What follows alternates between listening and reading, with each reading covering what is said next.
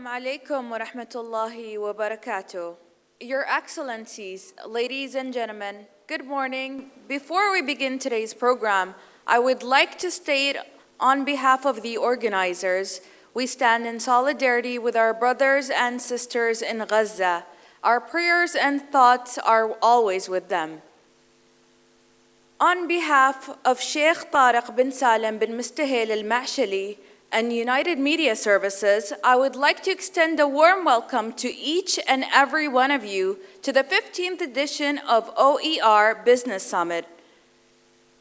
Today's summit will explore the roadmap to achieving the Sultanate's medium to long-term economic and HR goals in line with His Majesty Sultan Haytham bin Tariq's vision.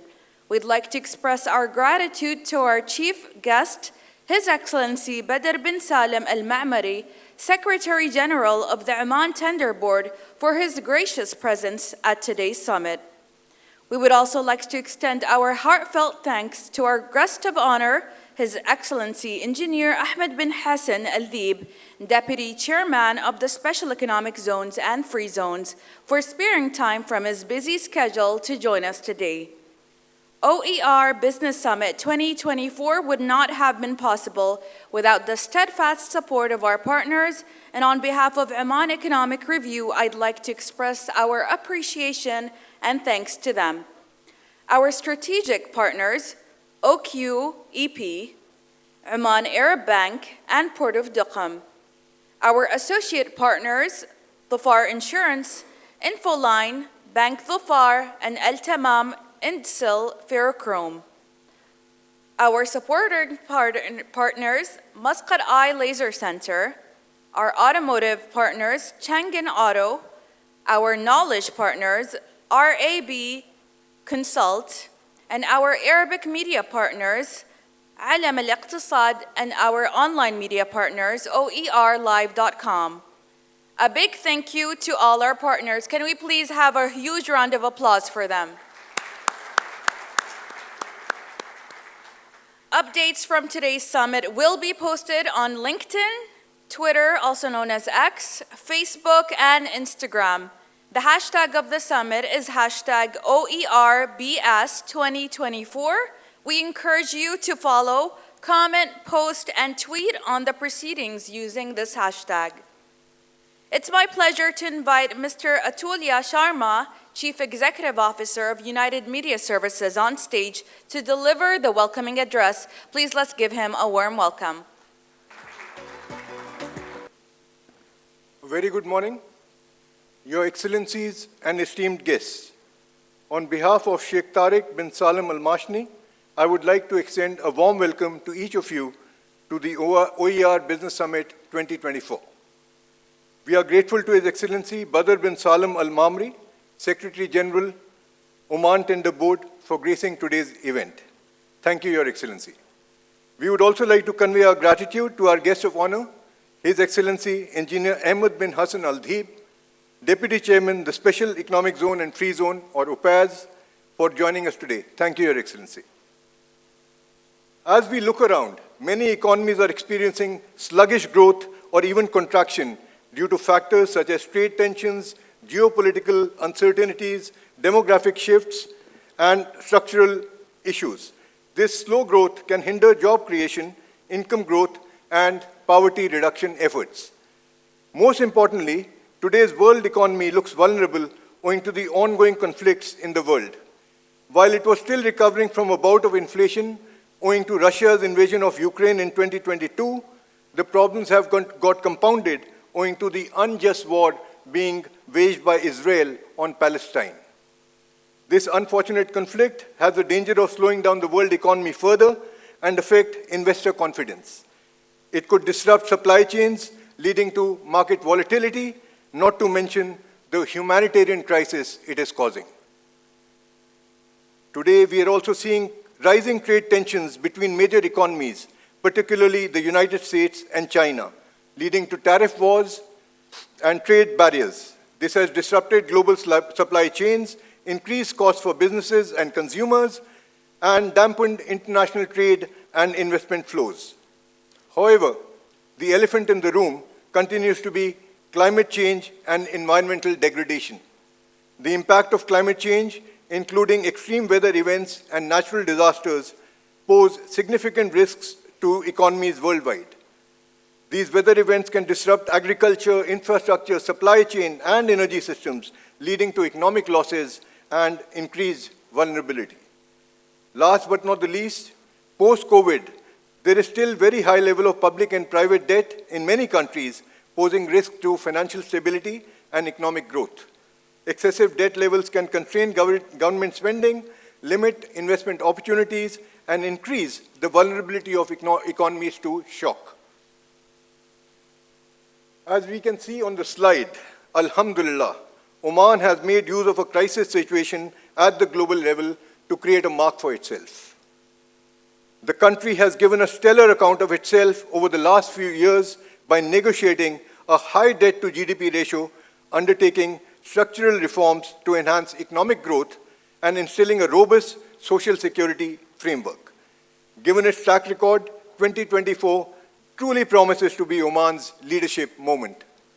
Even the IMF has taken note of how the Sultanate has confronted its challenges by embracing change.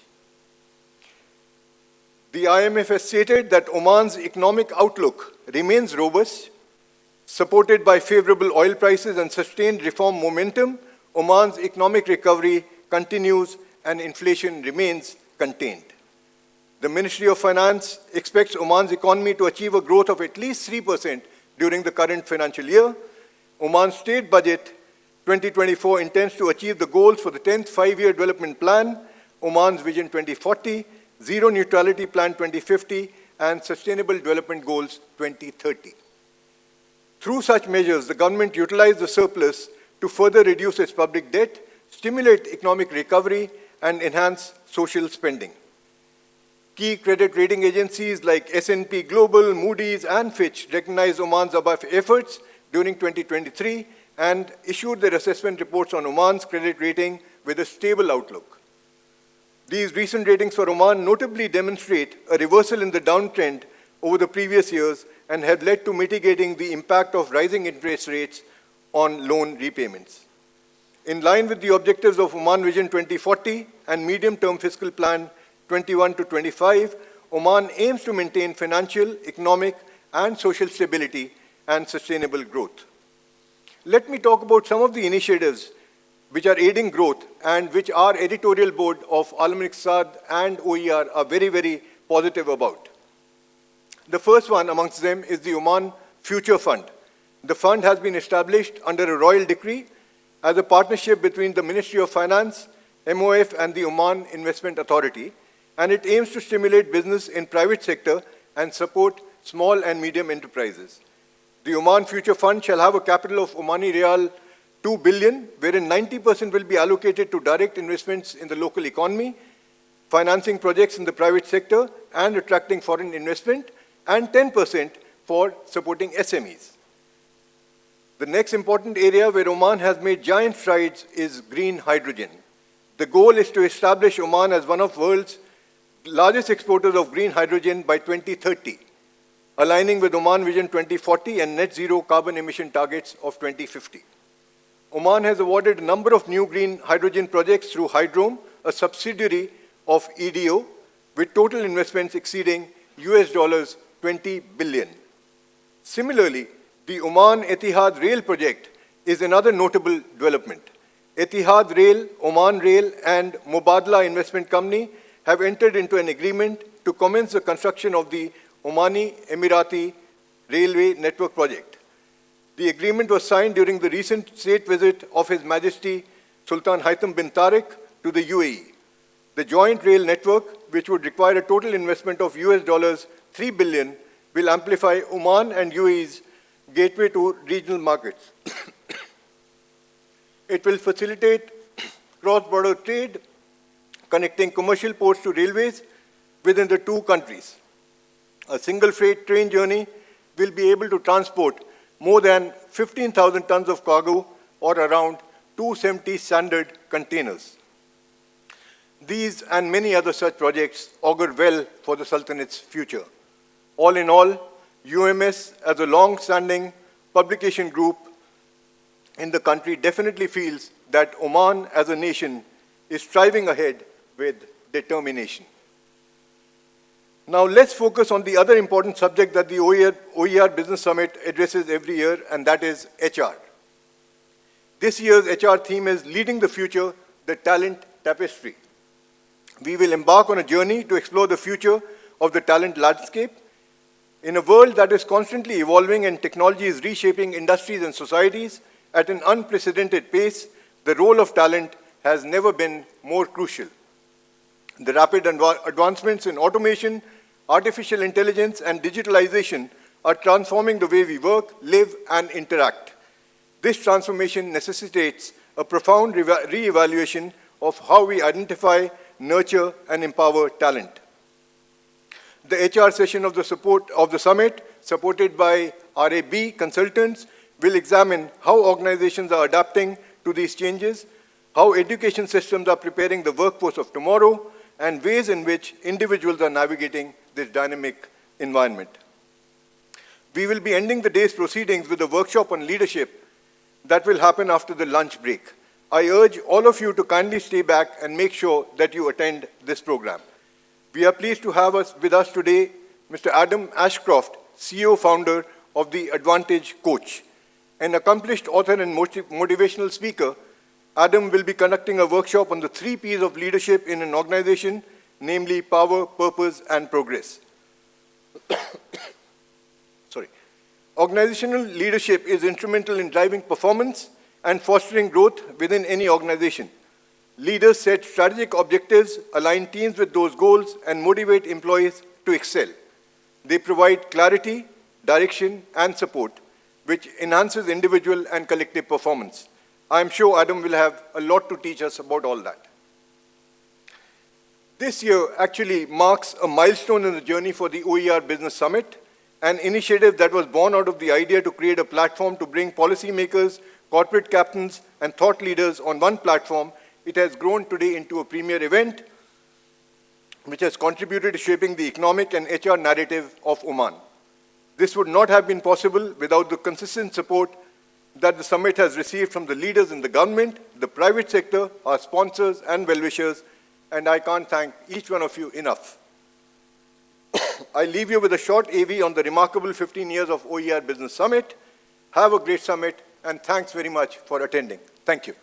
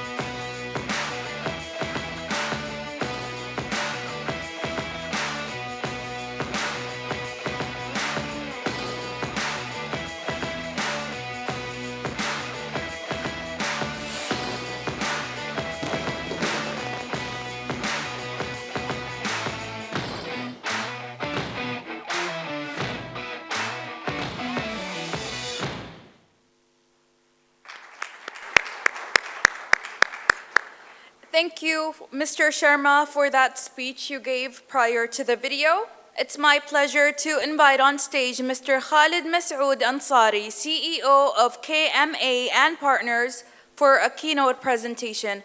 Mr. Ansari is a fellow member of the Institute of Chartered Accountants in England and Wales.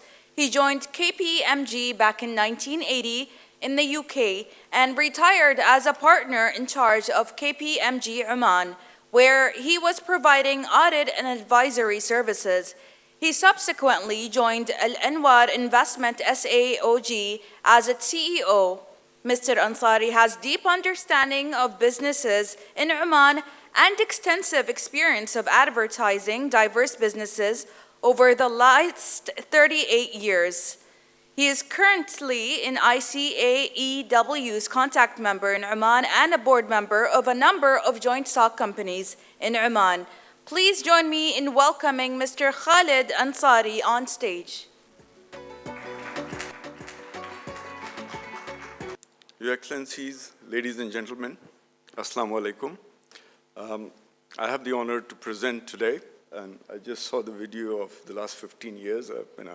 It's been a long journey for OER. So today my presentation is going to focus on what is 24 likely to be for the business community and the businesses in Oman. And then I will lead into the theme of the day, which is the leadership, and it'll link into the next session, which talks of leadership. So let me start off by just having a quick glance of the budget for Oman. And I won't go through the numbers, but broad numbers. Total revenue budgeted 11 billion. 23 preliminary was 12 billion, and the expenses are budget for almost 11.6 billion. So the budgeted deficit is looking at almost 640. Obviously, last year, there was a surplus because of the oil prices, etc. So these are the key headline numbers for 24. If you look at the budget deficit trend, in 2018, we had a budget deficit of 2.7 billion. It peaked at 4.4, and now it is slowly turned around. So government projected a turnaround, and I think it's in line with that turnaround. So 23 is positive. 24 is budgeted as negative, but looking at the oil price, it will be the otherwise. So what are the key highlights? Atul has already gone it, but I won't go through to set the scene. Still, oil and gas revenue represents 68% of the total revenue of the country. Non-oil gas revenue represents 32%. The VAT collection and the income tax collection is budgeted at 600,000 for both. And that's what the government is looking to collect from the businesses like yourself. So you make more profit, more collection. Then there is a dividend income from OIA companies. The OIA group has a lot of entities, and they're looking at almost 800 million coming from those. Oil prices for the budget purpose is used at $60 at 1.1 million barrels a day compared to actual average of $82 of last year. If you look at some other key highlights, social protection system has been set up with 560 million. Last year it was 384 million. The development expenditure is budgeted at almost 900 million. Last year it was 1.1 billion. And the projects for development impact is 240 million, is gone up for 200 million. And some of the new initiative already touched upon is there is a subsidized interest on housing loan, and which is expected that 60,000 Omani families would obtain the loan and benefit from that. Oman Future Fund, everybody knows, is allocated $2 billion, and the aim is to stimulate the private sector and support the SME, and that's where all of you come in. There is also a social protection fund for the elderlies of almost $500 million, children, widows, orphans, etc., and 750 million for social insurance program. So overall, if you look at 24, the budget is a very positive budget with an aim to stimulate growth, and it has come through 23, etc. Now, I will share with you some of the companies, the publicly listed companies who are operating in Oman, what the results are in 2023 compared to the year before. And that will give us an indication which way the economy is going and the barometer. Now, I've selected the top 20 listed companies which are in the OER listing. All of you must be aware, OER does every year an award, and there's an award for those companies today. So they do a listing of the top 20 companies. I've used that data because they are publicly available data, all printed in the stock market. The interesting feature is that in 2023, all those 20 companies declared profits. If you go, a year before, there were companies had losses. So that's one positive sign. The return on equity of companies range between 0.6% to 48.8%. Now, that's a big spread. Obviously, in there are companies who have just come out of the black or red, and there are companies that are doing well. The detailed analysis, you will find it in the OER magazine, which is due to come out. I will tell you which companies are at the top of the range. So that shows the potential. If a company is making 48.8%, that's a pretty good return. Also, the net profit of those companies, I'm talking aggregate here, range from 0.1% to 34.3%. Again, a very big range. And it tells you the opportunities and the challenges in the economy. Market cap increased by 10% compared to last year. So these are the main high-level numbers. If we dig in a little bit deeper, and here you see a comparison of those same 20 companies in 2022 compared to 23. So revenue went up 12%. So all these 20 companies have got a total revenue of 9 billion Omani Riyal compared to 8.2 of last year. Net profit also increased. They had 836 million. All of them have got 945 million, almost 13% increase. The total asset also went up for these companies by 8%. The equity went up from 6.4 billion to 7 billion, an increase of 11 billion. The share capital also went up, and the reason is some companies capitalized and new companies came into the listing. The market cap of those companies at the end of last year was 7.7 billion compared to 7 billion last year, so it's an increase of 10%. However, if you look at the margins, and the margin is the difference between the net profit and the revenue, it's almost the same, 10%. If you look at the ROE of all those companies, they're almost 13% same. And price to book was also same, interestingly. Now, price to book of 1.09 is pretty low. If some analysts who are sitting here would know. So our stocks are still undervalued. That's what it's telling us. If I look at the sector, now these top 20 companies are split in accordance with the CMA or stroke FSA sector, and there are 3 sectors set out. And that is the service sector, the financial sector, and the industrial sector. Now here the numbers are slightly adrift if you look at it. Service sector is the biggest sector in terms of revenue, 5 billion. Financial is 2.8 billion, and industrial is pretty low, 700 odd million.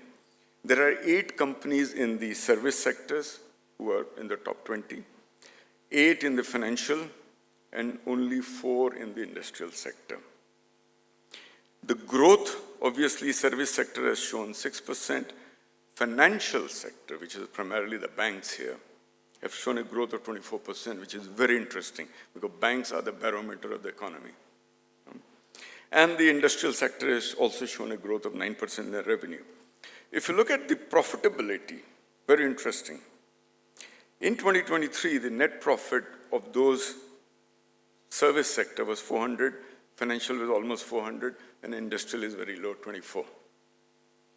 So the growth has come heavily in banking sector, 16%, Industrial is showing a growth of 41 because it started off with a pretty low base. Now, in an economy which is going through a challenge, obviously the first one which gets hit is the industrial sector because they are the producers and they are dependent on so many other things. So that's where the problem was, and the growth is showing higher. Now here is the most interesting number which I look at. The return on equity is 20% for service sector, 10 for in financial, and 9 for banking sector. The net profit margin is 8% for the service, 17% for the financial, the banks, and 3%. So clearly, the banks in 2023 has done very well. And that's an indicator of the economy to come, because they are the one, if things go down, the industrial sector takes a beating, but, the next beating is obviously the financial sector because the loans go bad. So that trend is a very positive trend. That shows that the economy is definitely turned around, and coupled with the fact that the budget is very challenging and forward-looking, there's a lot of good news for business people in Oman. Now, one of the things I would like to add, that this top 20 is only a representative of the top companies. These top companies are very well regulated. They're regulated by the previously Capital Market Authority, now Financial Services Authority. So their disclosure, their transparency, their accuracy is definitely high. And their information is available publicly. The economy also had very big sector, which is a private sector, where the financial information is not available to everybody. So my advice to the OER management is that today you're celebrating the top 20. You should also go the second level and look at how you can celebrate the success of the limited liability companies, for example, because there are some success stories there too. And that will give us a bigger picture. Now, going forward, we've looked at the budget. We've looked at the performance. What are the key business trend and development which I look at for the next few years? Obviously, the use of generative AI tools is becoming very common, and that will affect every business, whether you like it or you don't like it. Yeah? Cybersecurity will be a big challenge. Oman is on the map, and people sitting XYZ would target. Cybersecurity is a big challenge. Digital transformation is happening quite rapidly. It's happening at the top companies, in the banks, etc. I see it filtering down into mid-level and the small-level companies. People now are looking for innovative solutions because there's a lot of information available. There's a lot of options available today to customers. So people are looking for innovative solutions. People who are innovative, be it banking, be it telecom, be it industrial, they will do well. Two things are very critical. The customer experience, because customer is demanding. So that is important. The biggest risk we have in going digital is to lose touch with the customer. You go to any bank, and not Oman is still, you know people so you can get around. I remember going to a bank in UK and I couldn't meet anybody. I had to talk to the machines, 10 machines. You say, you go there, one man standing, you say, you go there, you go there, you go there. That's it. I can't talk to anybody. So human touch is missing. And that's the biggest risk I see when we become too digital, is that we start, everybody working from remote. I don't want to see you face to face. So these are some of the challenges. Now, Excellencies, ladies and gentlemen, there's also a other side of the coin. There's a flip side. Okay? So these are some of the successes of the top companies. So let's not forget what is the flip side. So let me give you a case study. So I picked up a case study. It's based on a real company, but I cannot disclose name, etc. The purpose is to demonstrate, using this case study, what are the challenges in the system and we are going to face, when the economy is going to be expanding. There were two shareholders, one Omani, one expatriate. They started a business, registered as a limited liability company, with a capital of 250,000 Riyal in 2009. The company starts operating modestly with an annual sale of 4 million in 2010 and peaked at 14 million in 17. Now, this is a mid-cap company. And the reason I picked that up, it actually represents a lot of companies which are out there. The bank, the single bank, which supported the company very well. But in 2020, because of the COVID, etc., the bank applied the brakes on further facilities. Yeah. I'm sure this rings a bell. You must have seen it all the time. Here, let me digress a little bit and give you a joke I remember. When I was training in UK, we used to have a joke for the bankers. And I'm not after my banker's friend, so pardon me. The joke was that a banker in UK, in UK it rains quite a lot, yeah. So a banker would come and it's a sunny day, he'll come with an umbrella and say, take this umbrella. So I take it. The moment you get a drop of rain, say, can I have the umbrella back? Okay. So that used to be the joke. It's probably not applicable in Oman, but that is the joke, it reminds me. Now here, let's look at the company, what happened. There's quite a lot of numbers, but you see the trend. Start from the bottom. 2020, the company had a revenue of 4 million, showed a profit of 225,000 Omani Riyal, and a borrowing of 726,000 Omani Riyal. Okay? Borrowing was 17% of the revenue. As the company grew, from 4 million to 6 million to 14 million, the borrowing started increasing substantially and exponentially. Profit never increased too much. It was in the same range of 250,000. 250,000. From 726,000 Omani Riyal, the borrowing peaks to 9.6 million Omani Riyal. Now that, when the company was at the peak of its turnover of 14.9 million, the borrowing was 9.6 million Riyal. And yet in that year, there was a loss of 5,000 in that company. And subsequently, the losses started increasing. 2018, the loss was 2.3 million, the borrowing still at 8 million. Losses grew and grew further. As COVID hit, the company's turnover dropped to 5.2, had a loss of 400, and was sitting on a bank borrowing of 8.2 million Riyal. Okay. So these are all pulled from an actual financial statement audited, but because of the confidentiality, I cannot share the name, obviously. Now let's look at the position, the balance sheet of this company. Company's had a capital of 490, they grew the capital, had accumulated losses, members account, etc. So the net equity was only 700,000. They had properties, they built up properties of 5 million, and they didn't really build it up. They actually contributed the property into the company to get the bank loan. So in the end, you have a net equity of 700 with a borrowing of 8.2 million. And if you take out all the related party, receivable, etc., the net equity was adjusted at minus 1.6. That was 2020. After that, things started going bad, obviously. Today, the position is it's in legal situation. Hopefully next year when I come, or the year after, if I do a presentation again, I'll share you what happened legally, because that's another, topic for discussion, that once a company goes into this sort of a situation, what are the legal remedies? What are the legal remedies for the shareholders, for creditors, for bankers, etc.? So it requires another session.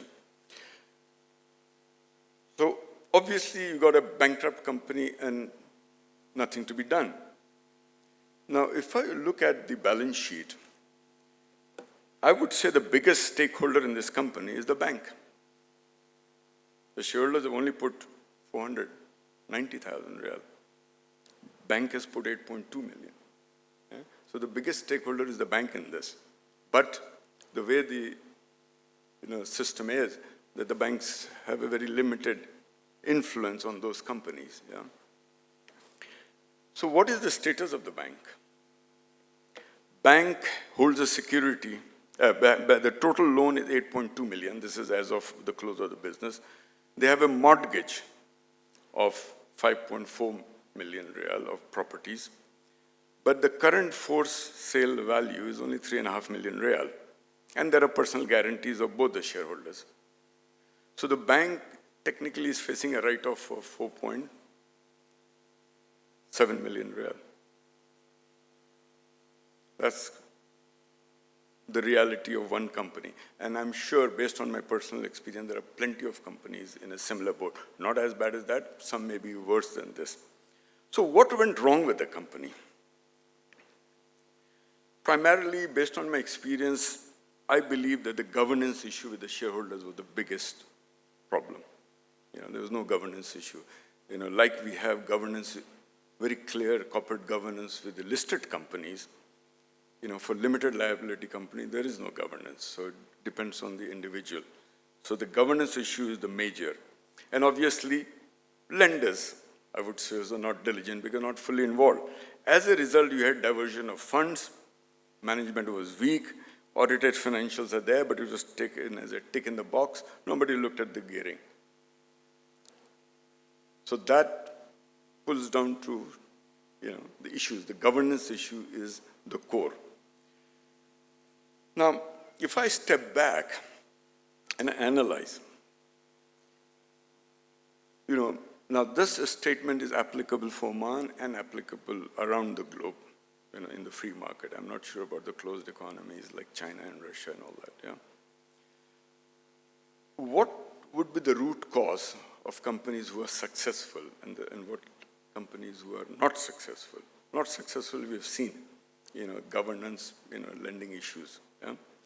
So I've pulled down the root cause to 2. Now, that is my experience. You may agree to disagree. I believe the real success of any business depends on the value of the shareholders and the culture of the company. I've analyzed so many companies who are profitable. I've analyzed so many companies in the last 30 years who are non-profitable. And I come down to 2 issues, which one is the value system, and that value system is driven by 2. One is the integrity of everybody involved, the shareholders, staff, employee, and the respect for individuals. These are the elements which I believe is a differentiator between a success and a failure. If a company which doesn't have integrity, which doesn't treat individuals well, by individuals I mean staff, creditors, bankers, stakeholders, they have a problem.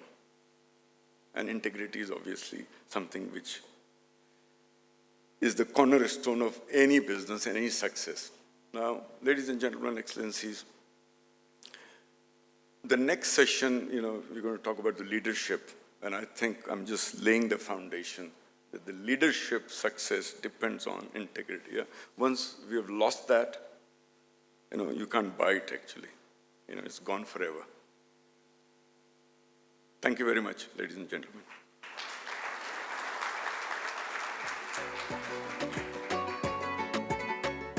Thank you, Mr. Ansari, for your views and valuable insights. Our next presenter is Mr. Adam Ashcroft, CEO and founder of The Advantage Coach.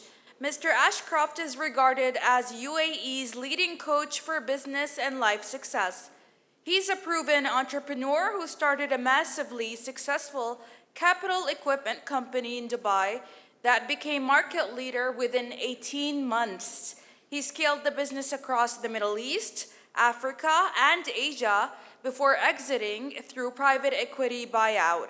Today, he and his team of C-suite leaders coach the region's leading business owners, entrepreneurs, and senior executives and their teams. Mr. Ashcroft's passion is helping create high-performance individuals and teams. He's also an accomplished author and a motivational speaker. Please join me in welcoming Mr. Adam Ashcroft to the podium.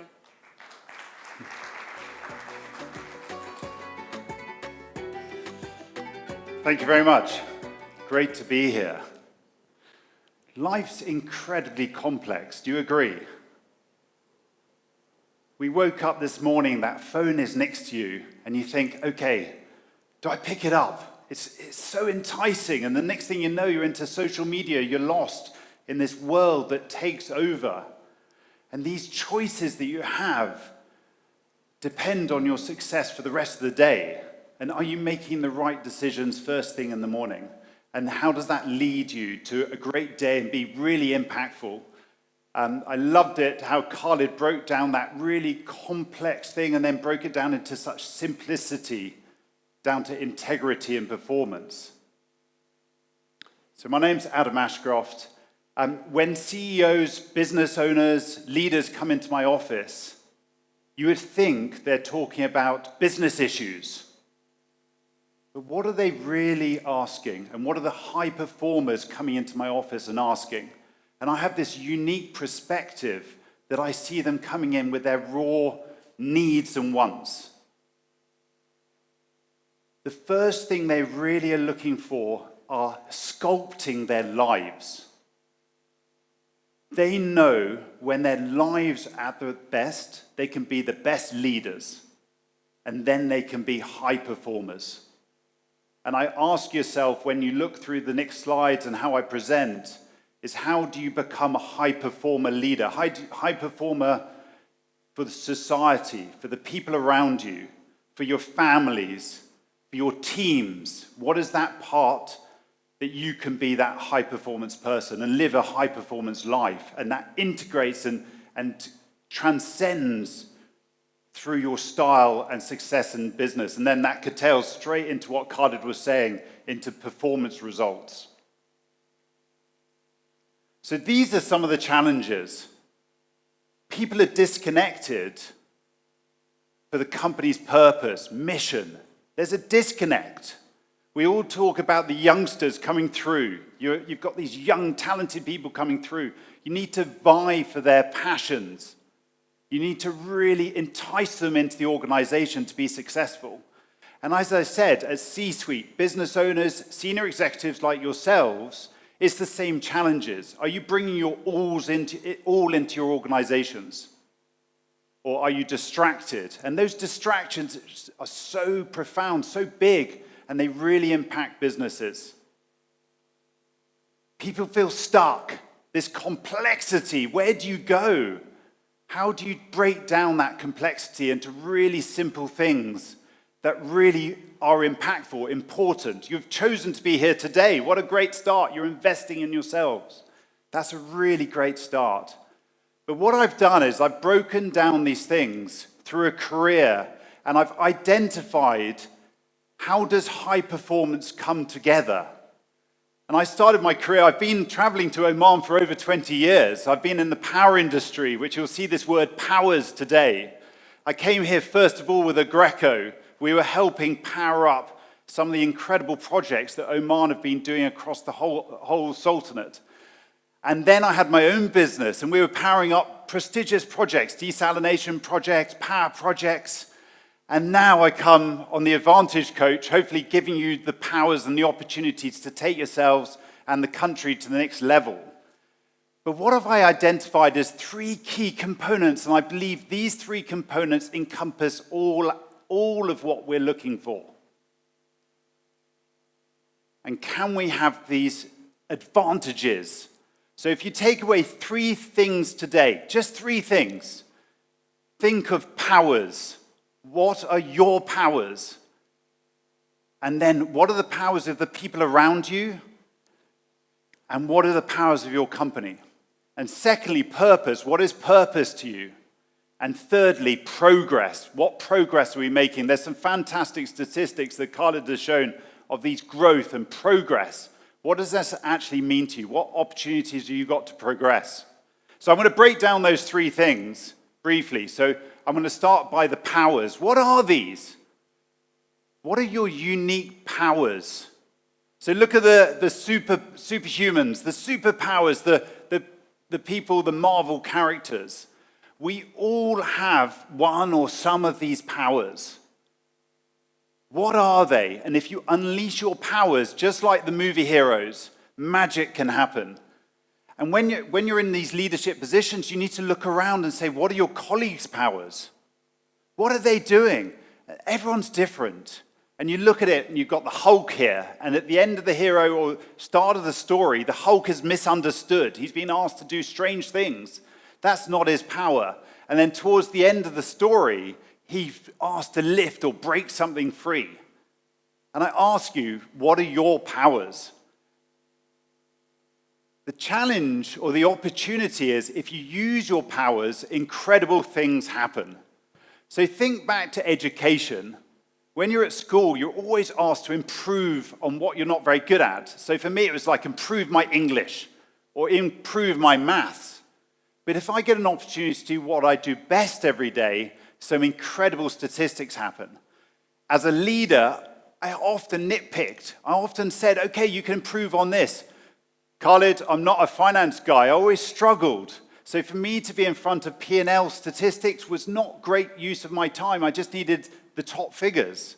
But there were great people in my organization who loved figures. If I can channel myself and you can channel yourself and your teams into doing what they love, they'll be more engaged. They'll have the opportunity to do what they do best every day.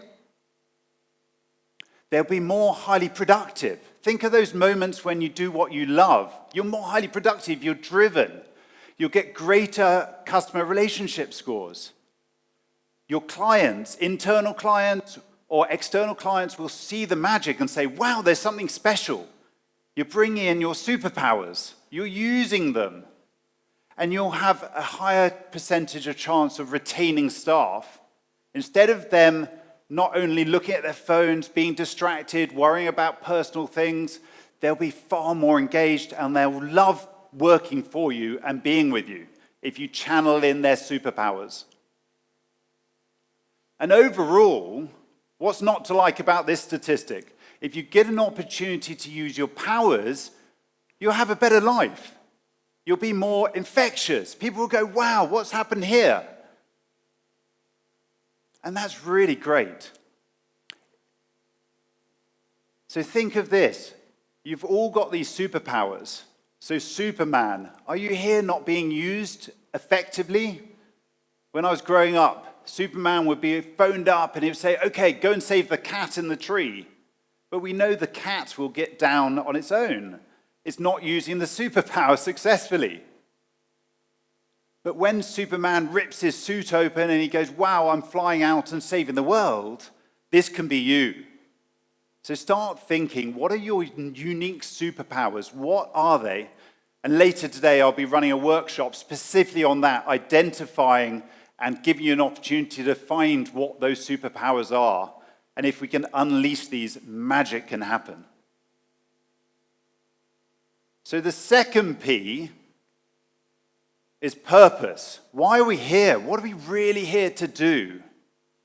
And if we embrace your purpose and align it with your organization's purpose, once again, another transformational thing happens. The challenge is, and I know there's a load of local companies here, but imagine Mark Zuckerberg saying, okay, this is our purpose. We're trying to do great things at Facebook or Meta. But then there's a disjoint. What's actually happening with the Meta team here in Oman, and they don't have the local purpose, the local interest for the organization. There's a mismatch, a misjoint. And then the local leader. What is the local leader doing? So if you're from these huge organizations in Oman, there's such great success stories here. If the same thing, if the owners and the board, their message and their purpose isn't transcending into the organization, there'll be a mismatch. And then lower on, each executive, each of you here needs to have a purpose. And if we can align that purpose with the team's purpose and your manager's purpose and the board's purpose, once again, the magic happens. So we all wear Nike shoes, most likely. But you look at the adverts, and they never show the shoes. They show the purpose, the mission. What is the mission? Khalid mentioned values, integrity. You look at this, what is the integrity behind this person, a human rights person? From that, they say, okay, we're all athletes. We've all got a body, so we can be an athlete. So they bring in that purpose. And then what does that mean to you as a person who buys the trainers? And they sell thousands, and then we feel associated to that brand, whether it's Tiger Woods or LeBron James or whoever it is.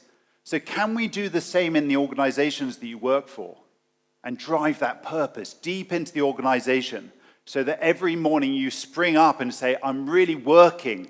It's really ingrained in my life that I work and I'm here and I'm passionate and I'm really engaged in the business. So what do we do at the Advantage Coach? We build at that top level, like Zuckerberg or like the local entities here, the Hue entities. We have our own purpose. We split it into key components. So purpose is not just about a purpose statement. It's so much deeper. You've seen it on the boards of your offices. Missions, visions, values. But the question is, this is my purpose. So I've gone to the detail to create my own purpose statements. What are the key functions for me to work really effectively? So I have my own purpose. So start looking at these and saying, what do these mean to you? Khalid just mentioned integrity. I smiled. I had this grin. I went, that's part of me. Part of my life is integrity. But you all have to drive your own purpose, your own values. When you have really tough decisions to make, you come back to your values, you've written them down, you know what they are, and you stick to them, and you stay true to yourself. If you have a leadership team, what are the leadership team's values? How do you stick together? What is that glue that drives you together to make you a really effective team? College showed the consequences that if you're not an integrated team, you don't want to go down that. You saw that negativity, those court cases that you mentioned. This is avoidable by having a purpose, having and using your powers. So if you can line these things, your own purpose, and you create something really powerful, and then you do the same thing with your leadership team, and that aligns with the global direction of the company, you'll make sure you're not a Khalid statistic. You'll make sure you're right at the start of that, which was all these fantastic growth results. And you'll be successful. And it'll be enjoyable. You'll be aligned, and you'll be really true to your purpose. Lastly, my last P. So just to remind you, the 3 Ps, powers, we were talking about those superpowers. What's inside you? What can you really drive? What are the colleagues around you? How can you really get their superpowers out? We're all unique. Purpose. What is driving you? What is driving your team and organization? How do you really come together as an effective team? And then progress. The start of Carla's presentation, there was massive successes over the last 18 months. We saw it. I was looking and going, wow, these are great statistics. There's growth, there's revenue. I was excited. And then you look at the negativity on a story, and that's negative progress. It's really like, oh, my God, what's happening? So here, I'm from Dubai. I'm based in Dubai. I've been coming here for 20 years. But Dubai, we're having some traffic challenges. Like here sometimes as well. You go into town, you're driving in, and then you stick, and the traffic is a bit difficult, and you're going, okay, what's happening? And so you're stuck at the traffic light, and you just get that edge, and you're going, oh, what's happening? And you get a bit frustrated. Then the first lights go, and you move forward. So that's what's happening in reality. We all get frustrated in that moment. There's no progress. We're stuck. And that's the same in life. Whether it's in the traffic, you're stuck, and you're getting frustrated, and then suddenly the traffic goes forward a little bit more, and then you go, oh, there's a bit of excitement. And the same thing happens in life. When you're making progress, there's happiness. So strive for progress. What does that look like? What are the opportunities to make progress? Look around your team and say, are people frustrated because they're stuck? How do you release them? How do you make that progress go forward? So part of what I do as a regimental routine is we set goals. Now, we don't just do that as a company. That's default. We all do that. I'm sure you're doing that. You have your 5-year outlook. You have your 10-year outlook. The government has 2040, 2050. We know that. Oman does it. You know, it's so important. But do you do this personally as well? And do you do this rigorously with your team?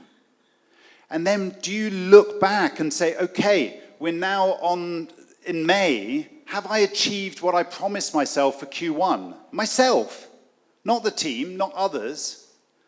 And then once you're doing this for yourself, you end up doing this for your team, and then you make sure you do this for the organization. So there's real connect on purpose. So if you take something and say, okay, do I have that plan? So we're coming towards the middle of the year. Have you done what you promised yourself? Maybe you didn't even have personal promises. Maybe you didn't actually do that. So look at it and say, how do I make the rest of the year really successful? What are the priorities? And what I can guarantee, if you look at it holistically, you can make magic happen. You'll be a great leader and you'll be really successful. So 3 things. Take these away. Are you having an opportunity to use your powers? This afternoon in the workshop, I will unleash those powers, give you the opportunity to know what they are. But dig deep and say, what am I really amazing at? Secondly, why am I here? What's my purpose? What am I really around? What am I really here to do? And Khalid pinpointed that integrity for success. So what is that for you? And then progress. What are the opportunities to progress? Where are you taking it? Life can be just too fast sometimes. Sometimes progress is just pausing, sitting back, taking time. There's obstacles like this microphone. Take time, just take a moment, breathe. Step back, reflect, and then move forward. So this is me. If you want to connect on LinkedIn, I think everyone loves LinkedIn these days. Please do. And I'm here for the day, so do come up to me if you have any questions. And if I've got a couple more minutes, happy to answer any questions. Thank you.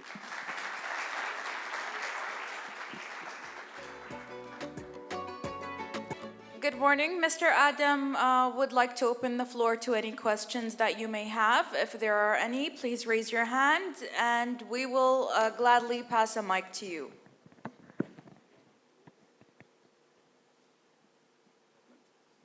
Okay, I'm sure they'll have many questions for you later on during the workshop. Thank you so much, Mr. Adam Ashcroft, for that wonderful presentation and bearing with us as the mic wasn't working for a short period of time. Thank you.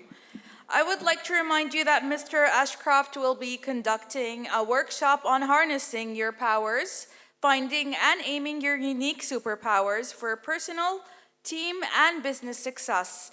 Today in the post-lunch session, we welcome you to join the workshop. It's time now to present OER Business Excellence Awards, and it is my honor to request His Excellency Badr bin Salim Al-Ma'mari to please come on stage to present the awards to the winners. I would also like to request that Mr. Atulya Sharma and Mr. Saeed Al-Ma'shani, Deputy CEO of United Media Services, to kindly join us, to join His Excellency on stage as well.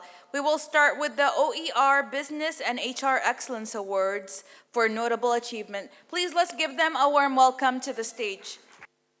Okay, let's begin. The first award goes to an organization which started operations in 1973, laying the foundation for what would become a leading financial institution in the GCC region. The bank grew both organically and through a series of merger and acquisitions, the latest of which was the acquisition of Al-Izz Islamic Bank in 2020. Today, the bank provides a wide range of financial services through a large bank network across the country. The bank is supported by 2 major shareholders, Arab Bank and Oman International Development and Investment Company, Ominvest. The winner of OER Business Excellence Award for 50 years of path-breaking leadership in the banking sector is Oman Arab Bank.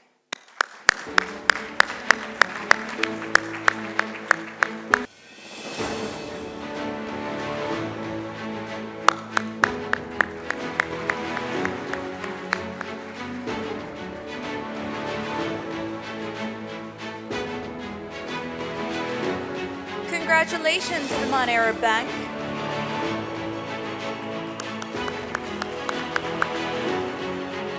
The next award goes to a port which is the gateway to the largest special economic zone in the entire Middle East region.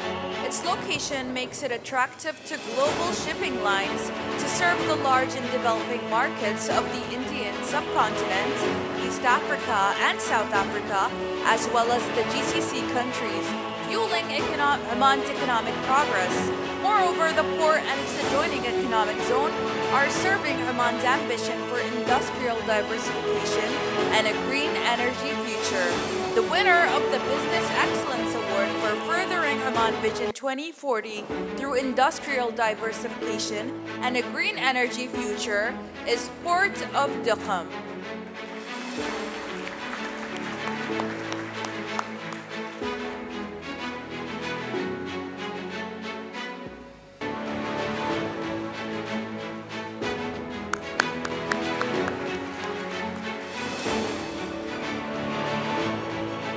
The next award goes to an energy major which is contributing to a strategic long-term shift of one of the largest energy conglomerates towards energy transition.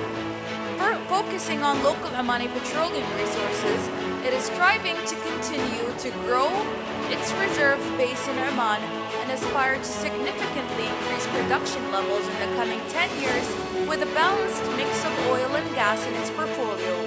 Its overriding objectives include in-country value, serving the community, and sustainability.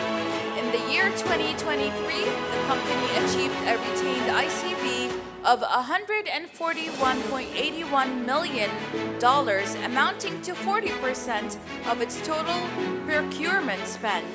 The winner of OER Business Excellence Awards for Sustainable Development of Hydrocarbon Resources in line with Oman Vision 2040 is OQ Upstream.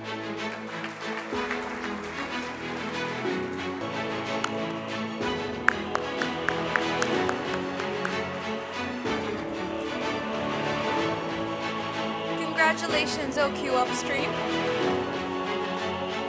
The next award goes to a brand which, though its steadfast commitment to quality, market leadership, and the adoption of cutting-edge technologies, has played a pivotal role in advancing the food industry in Oman. The company, along with the brand, has taken groundbreaking efforts in implementing innovative and sustainable practices throughout its agriculture supply chain, thereby significantly contributing to environmental conservation and development of the agricultural sector. The winner of OER Business Excellence Award for Best Brand in Product Development is Dhahabi from Oman Flour Mills.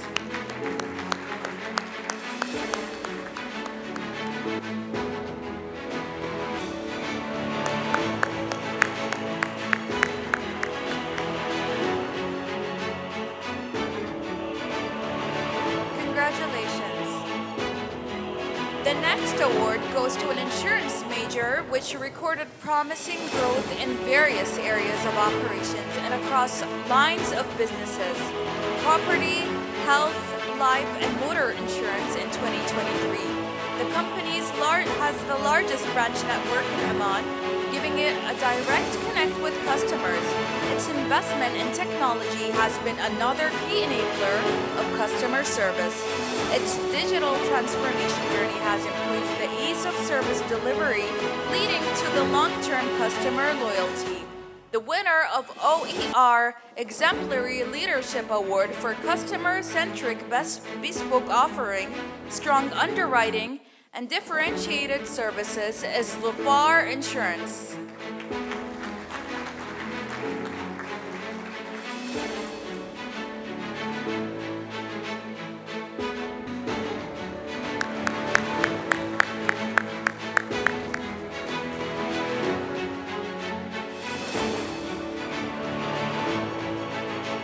Congratulations, Lupar Insurance. The next award The next award goes to a company which is using sustainable practices to maximize resource efficiency by promoting recycling, reuse, and proper treatment of waste streams. Water conservation measures are deployed to ensure that there is no loss of water at the plant. To safeguard the environment and increase greenery at the plant, the company have planted around 4,500 trees in its 19 hectares plot. Every year, around 300 saplings are planted to keep the surrounding green and reduce carbon dioxide emissions. The winner of OER Business Excellence Award for promoting environmental preservation through best-in-class sustainability practices is El Tamam Indicil Ferrochrome LLC.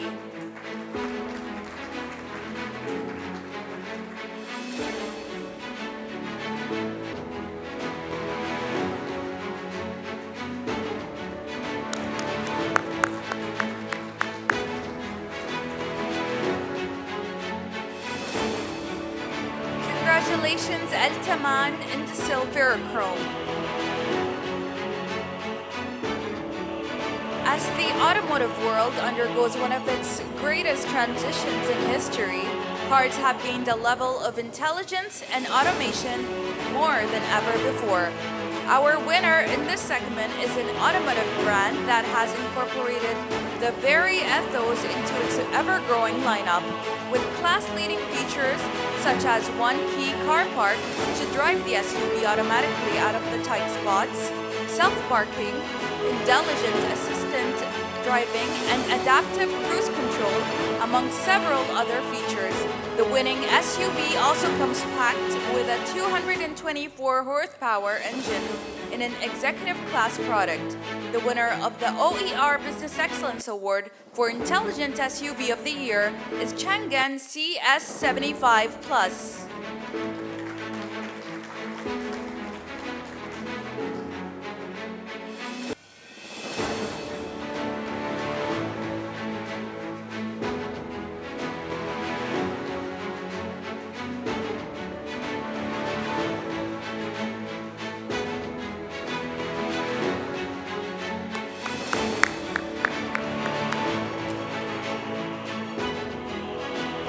Congratulations, Changan. The next award goes to an HR initiative which was launched as part of the organization's 50th anniversary celebration in 2023. In its pilot year, the one-year paid internship included up to 25 university and college graduates, providing them with an experience to improve their employment prospects within or outside the banking sector. A leadership development program was also launched in association with Harvard Business School with a view for nurture future changemakers. The winner of OER HR Excellence Award for Building National Talent Initiative of the Year is Ruwad Al-Arabi Internship and Leadership Development Program from Oman Arab Bank.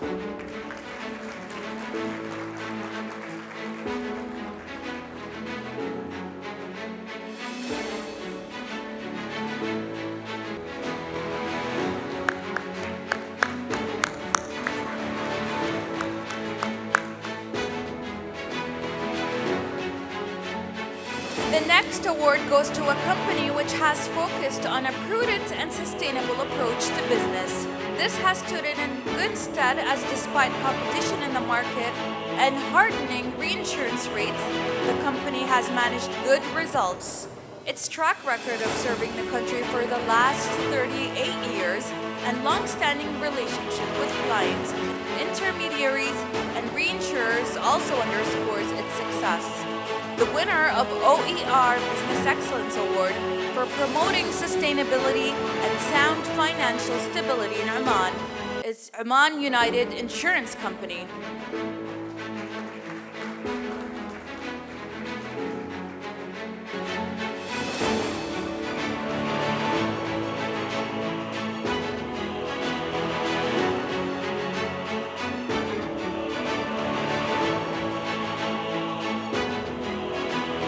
The next award goes to a company which has completed 20 years of successful operations in Oman.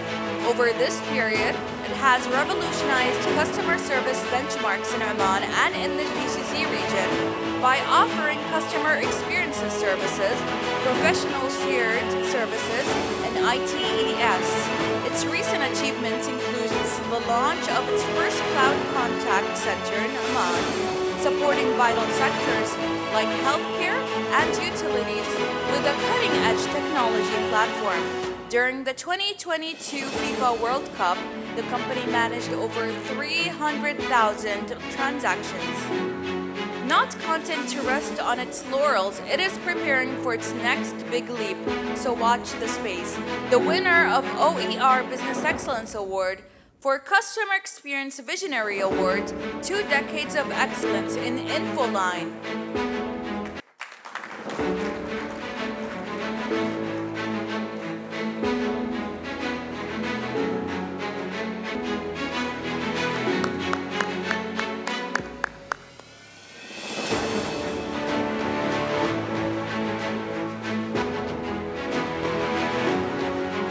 Congratulations, Infoline.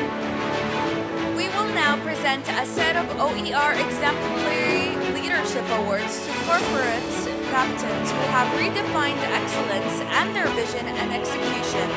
The first award goes to a CEO whose leadership has been instrumental in guiding the company to unprecedented levels of success. He has skillfully facilitated the merger of his company with Vision Insurance, seamlessly integrated operations, and consolidating the company's market position. This achievement not only demonstrates his strategic abilities, but it has also earned him recognition as one of the top CEOs, 100 CEOs in the Middle East.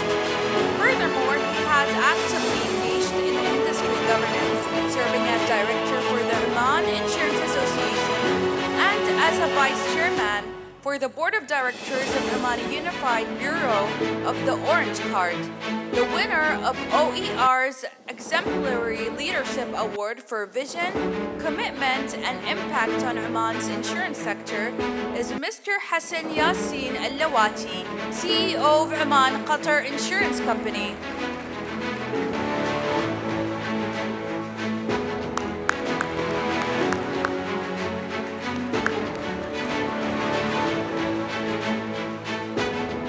Congratulations, Mr. Hassan Al-Lawati. The next award goes to a business leader who has over 35 years of experience in running successful businesses across the GCC. The Ophthalmology Center, founded by him in 2002, has improved the quality of life for more than 100,000 patients, besides conducting thousands of successful surgeries in Oman. His uncompromising focus on service quality and patient safety has enabled the center to achieve the best-in-class outcomes. It has also set international standards and provided patients with premium eye care, which they can trust. The OER Exemplary Leadership Awards for establishing the best eye care clinic in Oman goes to Mr. Samir Al-Awam, CEO and co-founder of Muscat Eye Laser Center.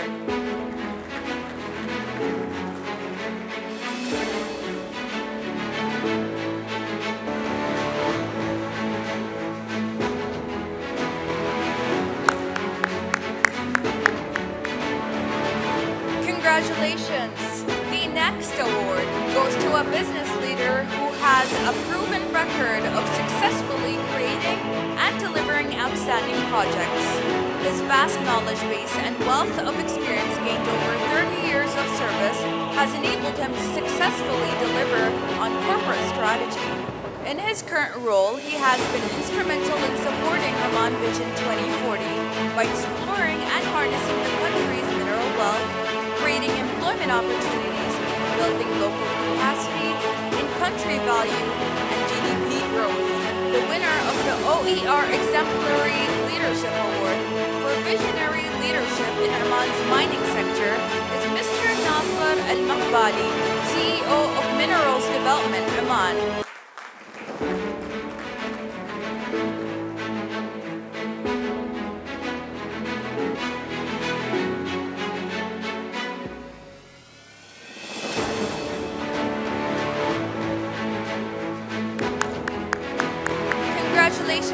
Mr. Nasser Al-Maqbali. The next award goes to the CEO and Executive Director of a major manufacturing company who has contributed in developing international markets, product development, and business development. Over the last 20 years, the overall capacity of the company has increased sixfold from 40,000 metric tons in the year 2000 to more than 240,000 metric tons today. Similarly, the company has grown from an 80% dependence on the domestic market to exporting to more than 45 countries within the Omani market, contributing to less than 20% of its business. Multinationals like Unilever, Kraft, Heinz, Delekio, Mondelez are sourcing their requirements of mayonnaise, dressing, and specialty fats from Middle East and Africa markets from the company. There are a testimony of the company's high-quality standards, which have earned it the level of success that it enjoys today.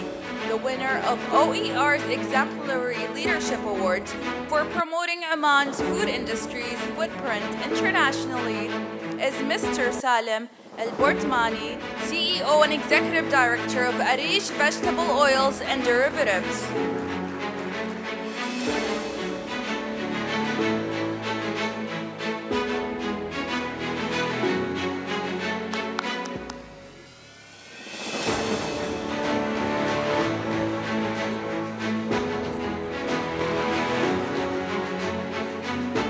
Congratulations, Mr. Salim. The next award goes to a business leader who started his career with Petroleum Development Oman in 1997 and has not looked back. Today, he is a member of various committees and boards with diverse experience in upstream, downstream, and logistics sector. He has led his company through multiple achievements in 2023, such as exceeding its annual production target by over 6% and achieving historic highs. The energy major also exceeded its targeted cash flow and net profits collectively by 60%.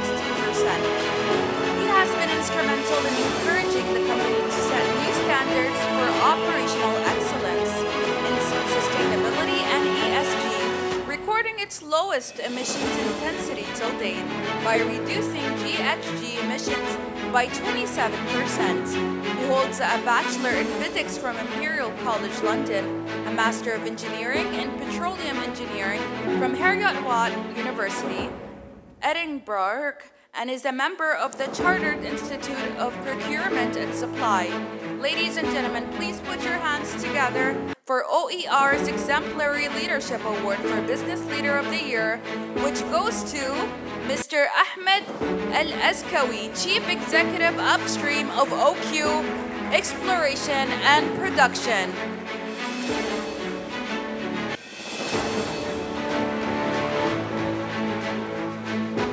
Mr. Ahmed, can we kindly ask that you remain on stage, and we'd like to ask that all the winners to please join us back on stage for a group photo, please. If you've received an award, please join us on stage for a group photo. Thank you.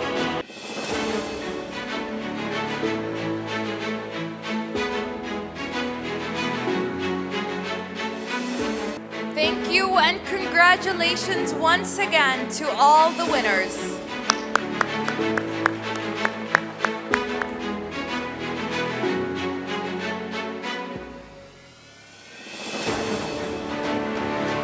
Our heartfelt thanks to His Excellency Badr Al-Ma'mari, His Excellency Engineer Ahmed Al-Dib, Sheikh Tariq Al-Ma'shani, Mr. Atulya Sharma, and Mr. Saeed Al-Mahshani for doing the honors. Innovation is one of the key parameters driving Oman Vision 2040. And at the cusp of this drive is one company that has been at the forefront of the technology and customer engagement for 2 decades, Infoline, an organization that leads the way in-country value and tech-driven solutions. Infoline has been instrumental in setting up the sector for growth. Let's now take a look at a short video on an exciting announcement.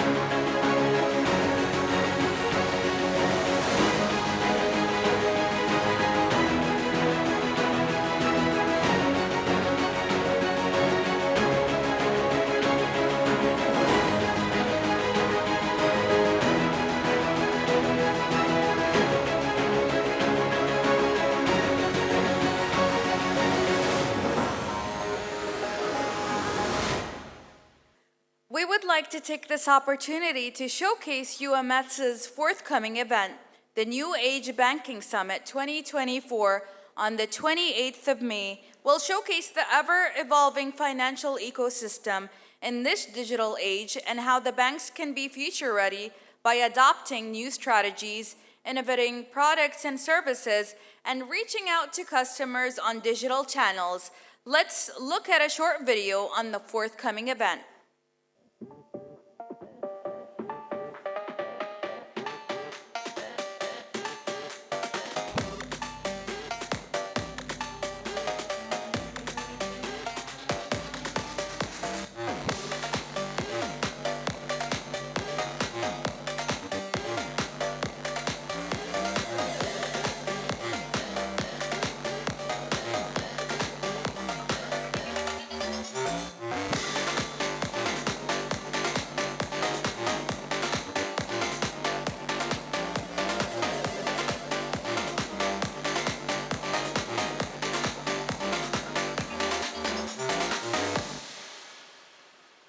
The next UMS event is the Al Mar'a Summit and Awards 2024, which is being held on the 3rd of July 2024 in Sahar.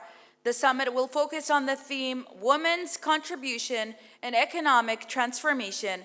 It will highlight their competence, facilitate an exchange of experience, and enhance women's involvement in the Al Batina community apart from honoring their achievement. We hope to see you at these events. Our next presenter is Mr. Hashim Tahir Al Ibrahim, Chief Business Support Officer at the Port of Duqm. With over 30 years of experience, he brings a wealth of knowledge in engineering, management, human resources, and strategic planning. He served as a member of the Municipal Council at Dhofar Salala in the Sultanate of Oman from 2012 to 2016. He was a member of the advisory board at Dhofar University from 2009 to 2012. His skills include an excellent communication, navigating the business environment, and a profound understanding of market needs and efficient strategies. He holds a Bachelor of Science in Architectural Engineering from the University of Miami, Florida, United States of America. Please welcome Mr. Hashim Al Ibrahim on stage. Well, ladies and gentlemen, I'm really happy to be here with you. We have heard a very interesting stories about the business performance really from Mr. Lansari. And that's a really very good motivator for the country and also shedding some lights on how we perform also in the future. Mr. Adams have also gave us a very good story about the success and the success formula and equation. And that's also something that really motivates us and how to lead the future and how to put our really... in my presentation, I would be different a bit. And I'll shed some lights on the successful story in the country also. And that started the journey from, let's say, an early operation from 2012, supporting the country vision. And we have also completed the projects in 2020 and starting to serve the business community in Duqm as well. Port of Duqm is sustainable, trying to create sustainable future hub for Oman and to enable Oman Vision 2040. Well, going too deep to the master plan where we are, you see the blue area where you have the port zone, where actually port, one of the biggest ports in Oman and the Middle East, and that is also as a vision of His late Majesty Sultan Qaboos, at that time starting all the infrastructures and leading, having different type of terminals, commercial quay and so on. So this is starting from talking from your left here, that the black areas is its middle, heavy and middle industries. And then the port zone with the logistics, the areas of city, and also the future, the green area, which is the future of the green energy and hydrogen. Then we look on a focus area as this CESAD and the authority OBAS. The most key areas here are the renewable energy, the also petrochemicals, and also fisheries with mining and steel industry. That's also where are the key areas and focus of the such big development as CESAD area. Duqm is 2,000 kilometers square. To make a bit of comparison to understand the area, it's as big as 2 size of Singapore. That's a very huge area, and that counts as one of the key major attractions to industries where it's a lot of lands available, and that is also different from other areas here in Oman or GCC. The availability of land, the location is very important thing. But there is something very important I would like to highlight here, which has lately come to the picture. The green hydrogen. Here, the main factor is sun and wind, and that's availability of that, making Oman on the top, and Duqm to attract such industries. This is a snapshot of a picture of Port of Duqm with the cranes that you see, and also the latest 5 for STS cranes, and also the commercial quay. The master plan showing to your left the commercial quay, and with the 5 terminals. I would like to go very fast on this, but I would like to also shed light on the future of Duqm. But it's good to understand the master plan here, where we are still reviewing that, also how to develop that master plan in the coming years. Then you go to the extreme left, to the green areas there, where in the port, that's the liquid jetty, where is supporting currently the operation of refinery. And that will support also in the future other terminals, like ammonia terminal, where that will also enable such hydrogen and green industries beside green steel. You see in the master plan here we have, it's a very well designed in order to support such big industries, and also to reduce the logistics burdens on the investors, and to welcome them through Duqm to enjoy the other facilities of Duqm. That's also the first, the one to the left, before, now here in bigger scale, where the one in green here is showing what is currently being developed as 2 kilometers of to support refinery and also oil industries. It's good to mention here the key factor also of last year journey was to support refinery export, and that's also something very important that we achieved together with our colleagues from OQ8. And the other one, the yellow area here, is also the future where we'll build our also facilities in order to enable such industries also. That's something of ODCO and OQ, one of our biggest clients currently.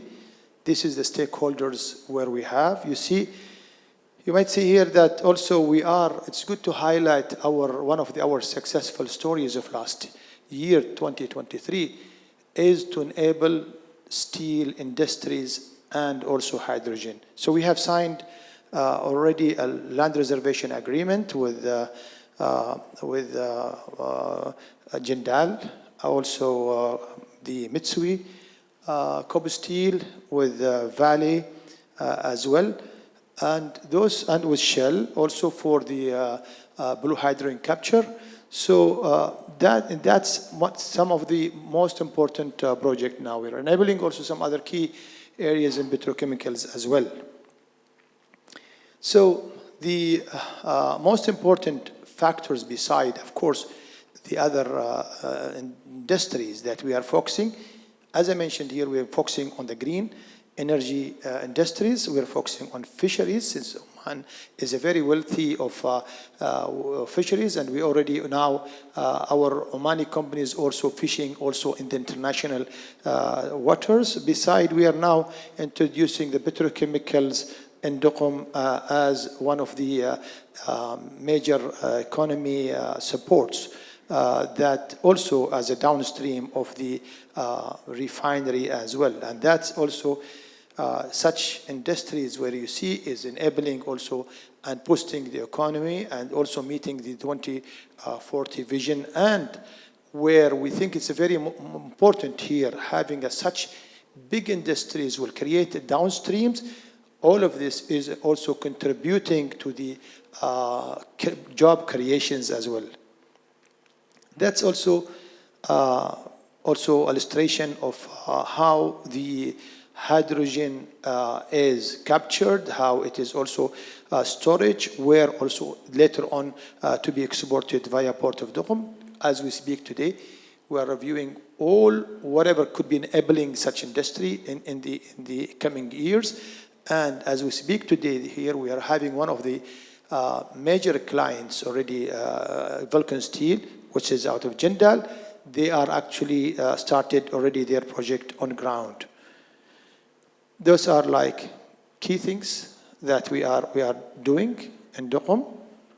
Currently, we are in a very close contact with Hydrom as well in order to enable such industries, and especially out of our collaboration with our partners from Belgium, we have a project called Highport, which is also producing hydrogen as a collaboration between DEME, is an international company also in Belgium, one of the top, and also with OQ, forming a company called Highport. Beside other key players in the energy, where it is already by Ministry of Energy have awarded an important players in the market in order to generate the hydrogen. Today, hydrogen is a very important element in the fuel of energy of the future, where we think Oman, we are among the top countries will enable such industry beside Saudi Arabia, Chile, and Australia. We are very lucky to have the sun and wind in Duqm to enable this and to generate the hydrogen industry. That's also, we are enabling SMEs in Duqm. This, we think that SMEs also is one of the major job creators, and then this creates jobs and also boosts the economy, and therefore we have already last year achieved more than 2 million riyals supporting the SMEs in the country, where we think this, we grow and they are growing with us to the brighter future. Here today, we are actually building the future infrastructure. Just to mention here that we will see in the days to come that we are now, there is a market sounding on investments for building quays in the port. Today we have in the commercial quay and also liquid jetty, we are having about 5 kilometers of quays, beside also dry dock and others. However, such industries of green energy, steel, green steel as well, will request a lot of infrastructure in the port, where that will also will be financed by also different banks, by different investors, also with the Port of Duqm, with the shareholders. And that is not less than another 4 to 5 kilometers to be built on the coming between 2 to 3 years. And that will show you how we are jumping to the future in order to enable this. Today, we are defining the master plan of the energy, how to support the energy, how to support the future also energy, and by creating also different corridors, by also enabling being them on upfront to the sea to reduce the burdens of this, and also creating a lot of partnerships. We believe in partnerships in different, because finally creating, importing more FDI to the country that will boost the economy also as well, and also creating partnership will make a win-win stories. We also concentrate on CSR. CSR is a very important thing to us. Also give some returns to the locals, working with them as part of our SDGs, which is SDG meeting the Oman Vision 2040 and meeting also the 17 goals of the UN. Thank you very much.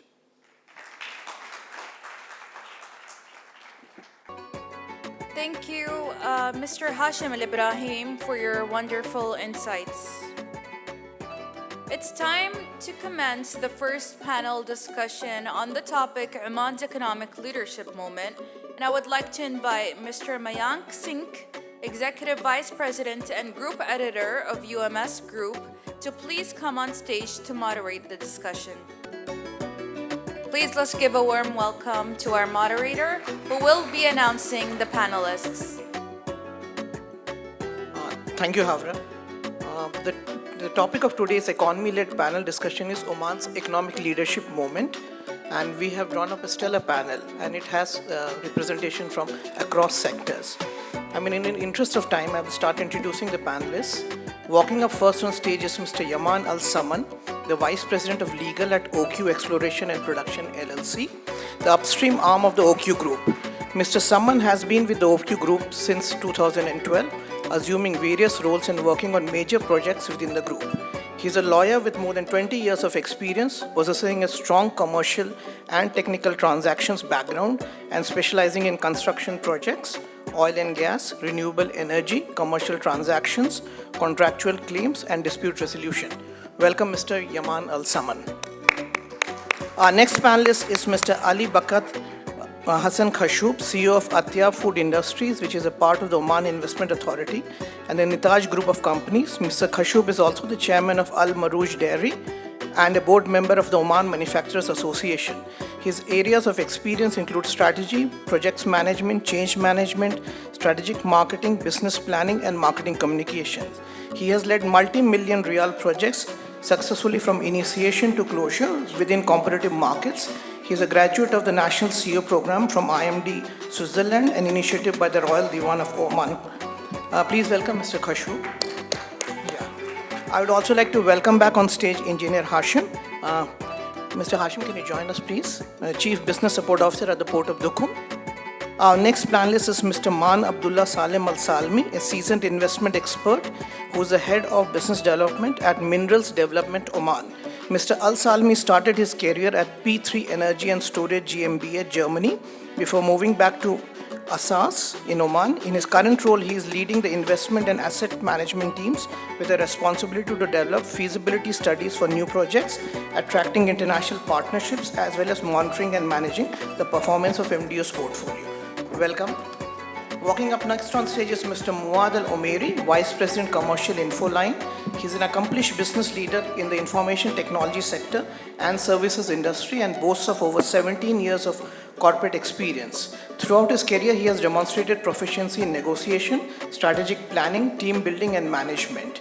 Mr. Omar holds a certification in customer analytics and intelligence from UNI Strategy. Please welcome Mr. Muad Al-Omeri.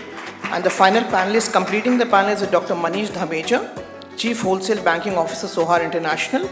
Dr. Dhameja is a seasoned banking professional with over 23 years of working experience, during which he has worked in UAE, Africa, and across cities in India. He is an engineer, MBA, and CFA. Prior to joining Sohar International, he worked with Standard Chartered Bank, where he held multiple leadership roles and led many businesses and large teams. His strength lies in establishing and growing new and large businesses, improving business profitability, client connections and team engagement. Welcome, Dr. Manish Dhamecha. Just a quick word, we will be taking questions. So what you can do is, can I have the slide please? Yeah, so you can scan the QR code, I think it will be here, the slide, and you can post your questions and we will be taking questions as we go along. There'll also be a poll at some point of time and we'll request all of you to kindly vote on the poll. Thank you very much. Welcome everyone. So let's start with 2023 and let's see about your business performance. How has that year been, both in terms of your company's performance and how it's contributed to Oman's economy? Mr. Yaman. Mr. Yaman, you want to start? Yeah. Well, thank you for having me on the panel and good morning, everyone. Well, 2023 was an excellent year for OQ when the awards were given and some light was shed on OQ performance. But I would like to talk about two particular achievements. The first one was the divestment of two of our assets that we have. OQ owns participating interest in several assets in Oman. Two of them, which we operate, are Block 60 and 48.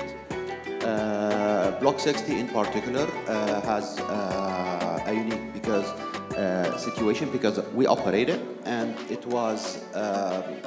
it's actually a very successful story for Oman National Oil Company and also for Oman in general, because it was operated by two operators in the past and they relinquished it. They did not find any commercial discovery in it, and we managed to increase our production to 60,000 barrels per day, and we divested 40% of our participating interest to Medco, which is also an Asian oil company listed in Indonesia Stock Exchange. This is the first one. The second block is Block 48, which is still in exploration phase. Also, Medco acquired 40% in the block. We hope that we will be able to write another chapter of success similar to Block 60 through our partnership with Medco. Wonderful. Can we have Mr. Manal Salmi? Can you please illustrate what the company has done?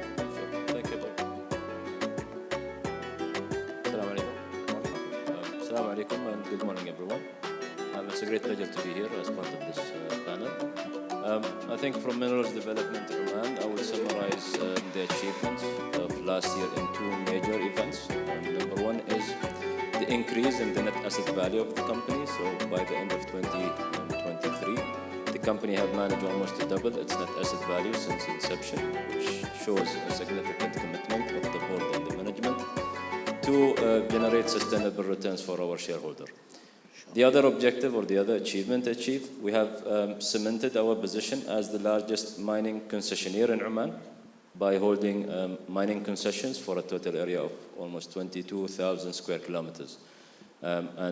Since 2022, our exploration activities are already undergoing, which indicated some interesting discoveries, good discoveries, and we would expect this to continue in this year onward. Thank you. Wonderful.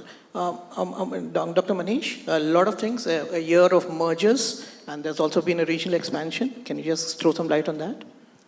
Yeah, I think, thanks, Mayank.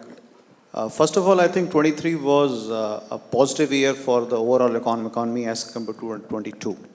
And I think we can see the economy coming out of the shadows of COVID. For us, Bank Sohar, Sohar International, I think it was a very progressive and positive year. We saw a successful integration of HSBC Oman with Sohar. We also laid the first branch offshore, which is in KSA. This puts our first offshore foot forward. Overall, we grew by around 50% market share within 2023. And this was a positive growth coming in with a strong balance sheet now, strong liquidity. We are well poised to support Oman economic diversification under 2040 vision.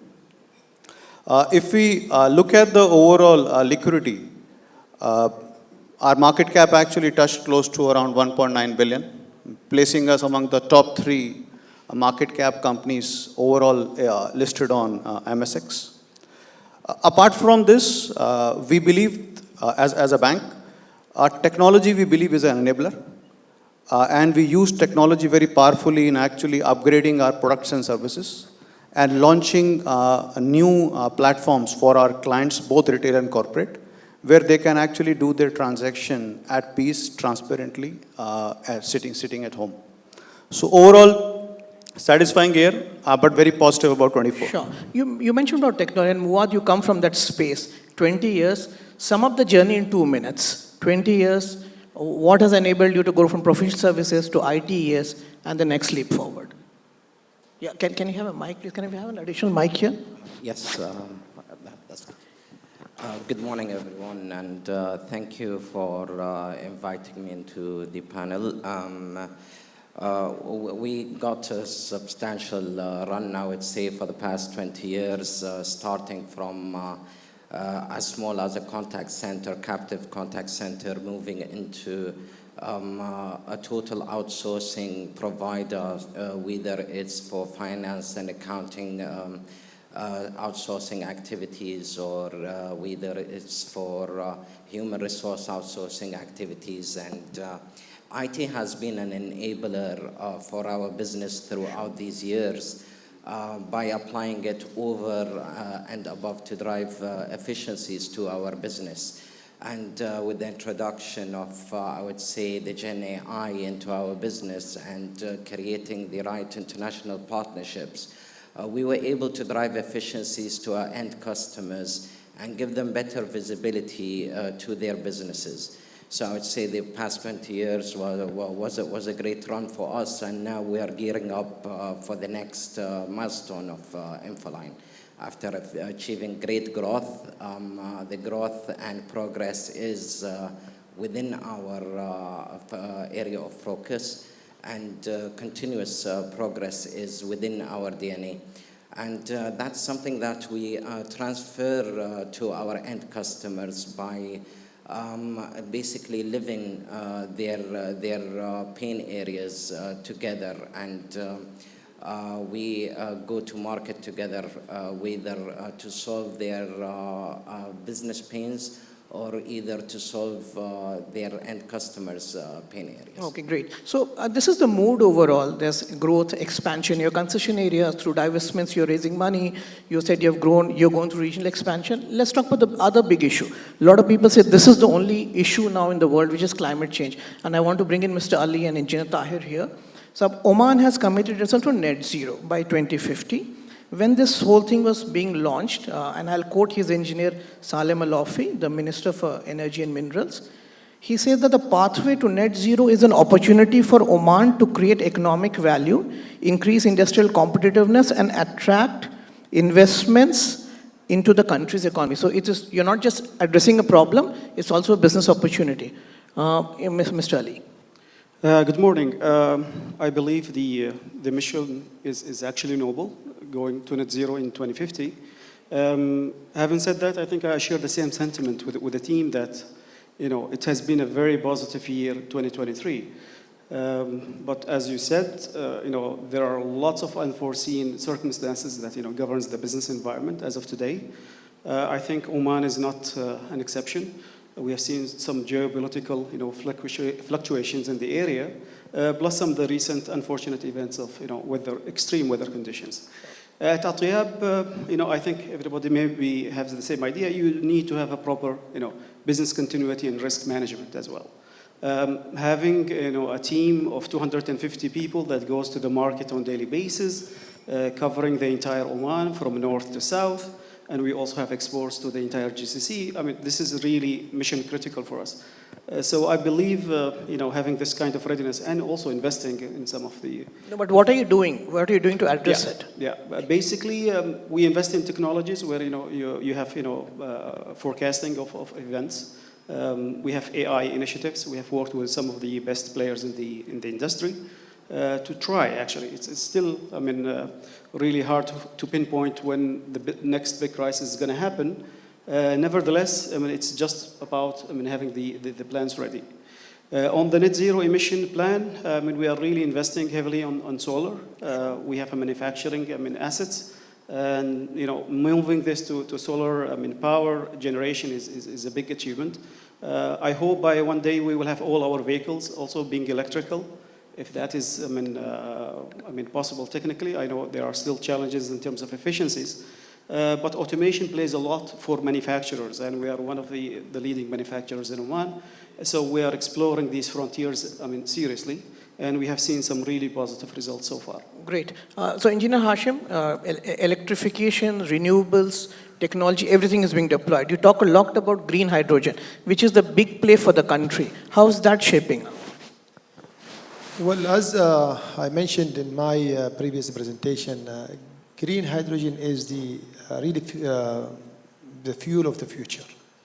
Actually, now the United Nations is now making a lot of regulations in order to reduce the carbon emission, and so on, due to the fact of the global warming.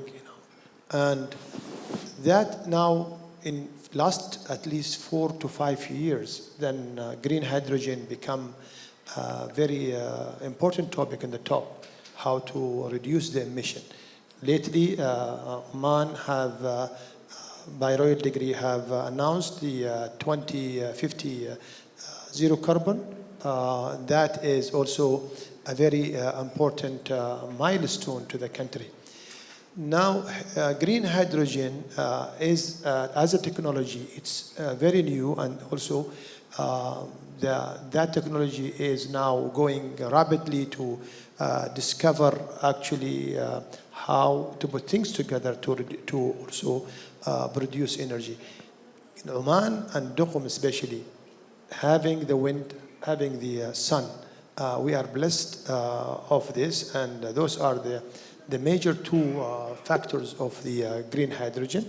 Lately, as a consortium of between our shareholders, also DEME and Port of Bruges, DEME have already, with OQ, have started having the high port as a project to produce the energy. We are, as a port, we are enabling here the green hydrogen industry, of course, by providing the lands, especially in Duqm.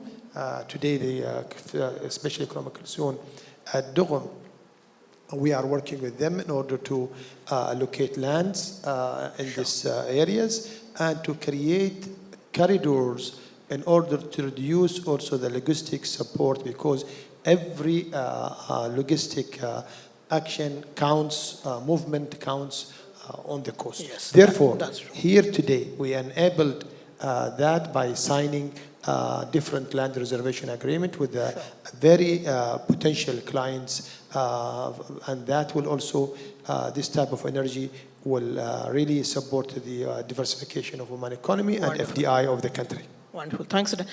Yaman, you represent a sector which is supposed to be the biggest polluter or one of the biggest polluters. Is this a priority area for you at OQ? No, of course it is. Actually, just last month we announced the final investment decision for Marsa LNGB project, Marsa liquefied natural gas bunkering project, which will be built in Sohar. It's one of its type, not only in Oman, but the entire region, whereby we'll be providing bunkering project to vessel. Now, what distinguishes this project from other project, that it is a green project. The LNG will be produced by using electrical plant, which is based on solar panel, which is meeting the national and environmental zero emission objective. Sure. ESG, Dr. Manish, how important is this going to be for the bank now? Yeah, I think, first of all, as Oman has given its commitment to become net zero by 2050, it showcases a strong commitment to make a sustainable future. Now, we as a bank strongly believe that this is great series of opportunity, as you mentioned the quote from HE. We were the first ones to appoint a person as a head of ESG with more than two decades of experience globally on ESG. And to ensure that we get the seriousness, that position reports directly to CEO and the board of directors. Now, if we look at the importance part coming in, and coming back on the advantage, Engineer Hashim highlighted the advantage of Oman from wind and sun. I think other advantage we will have with the carbon-based pricing coming into Europe from 26 onwards. A lot of our core sectors based on actually gas. gas will be much less polluting as compared to coal, which will actually give advantage from an Oman perspective. Now, as a bank, we believe that to meet our net 2050 commitments, it will require in the change we work from a business, when I'm talking about industries, it will require innovation.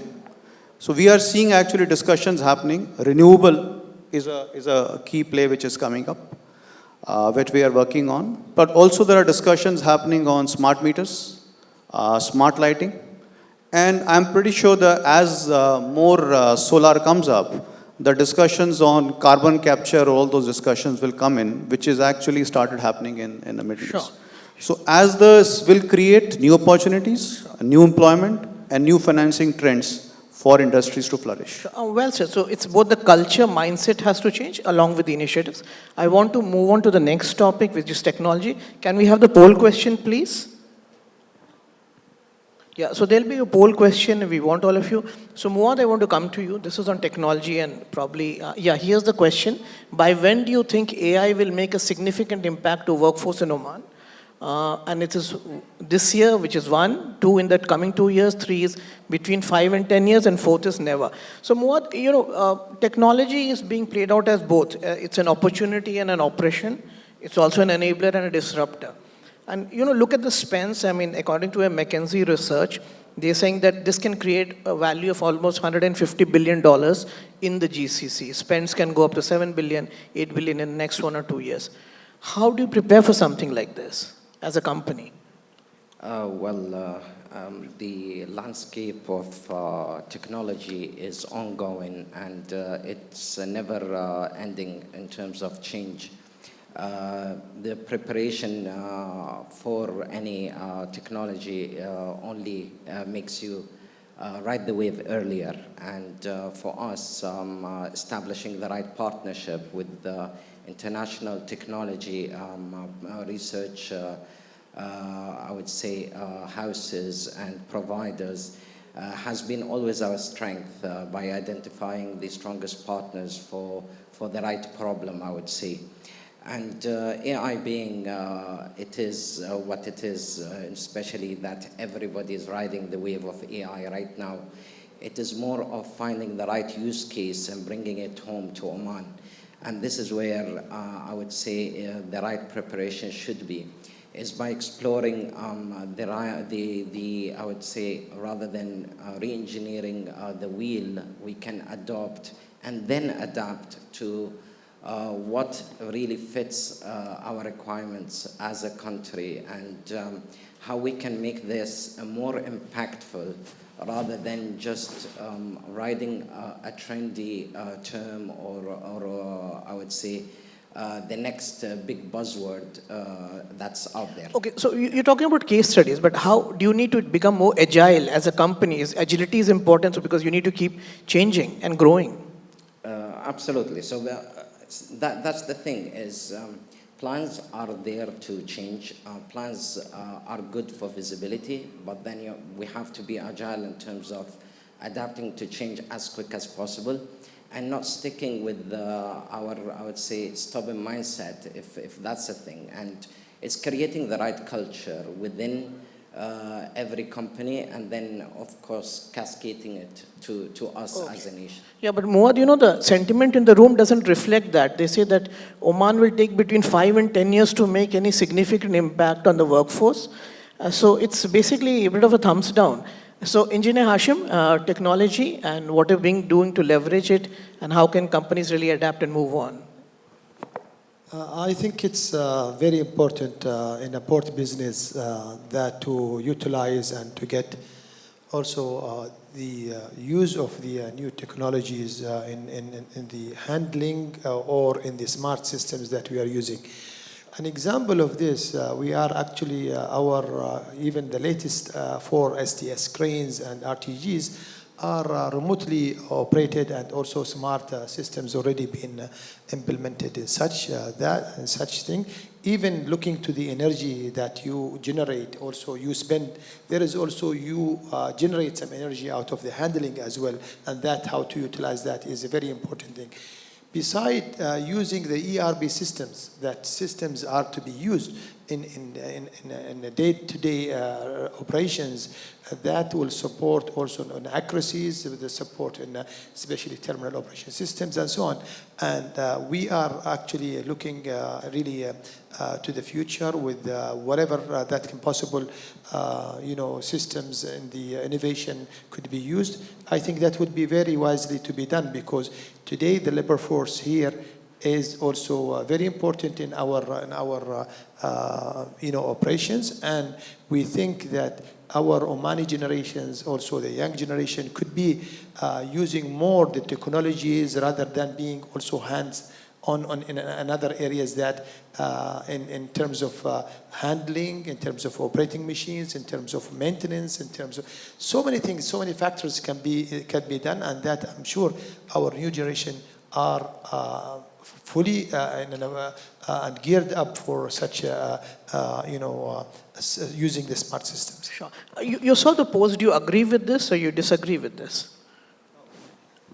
Mr. Ali, please. Because I was literally listening to the radio coming into the session today, Sure. and a full production of music was done within 30 minutes of top quality using an AI tool. In Oman?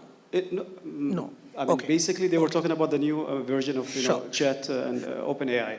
In my personal opinion, AI is here to stay.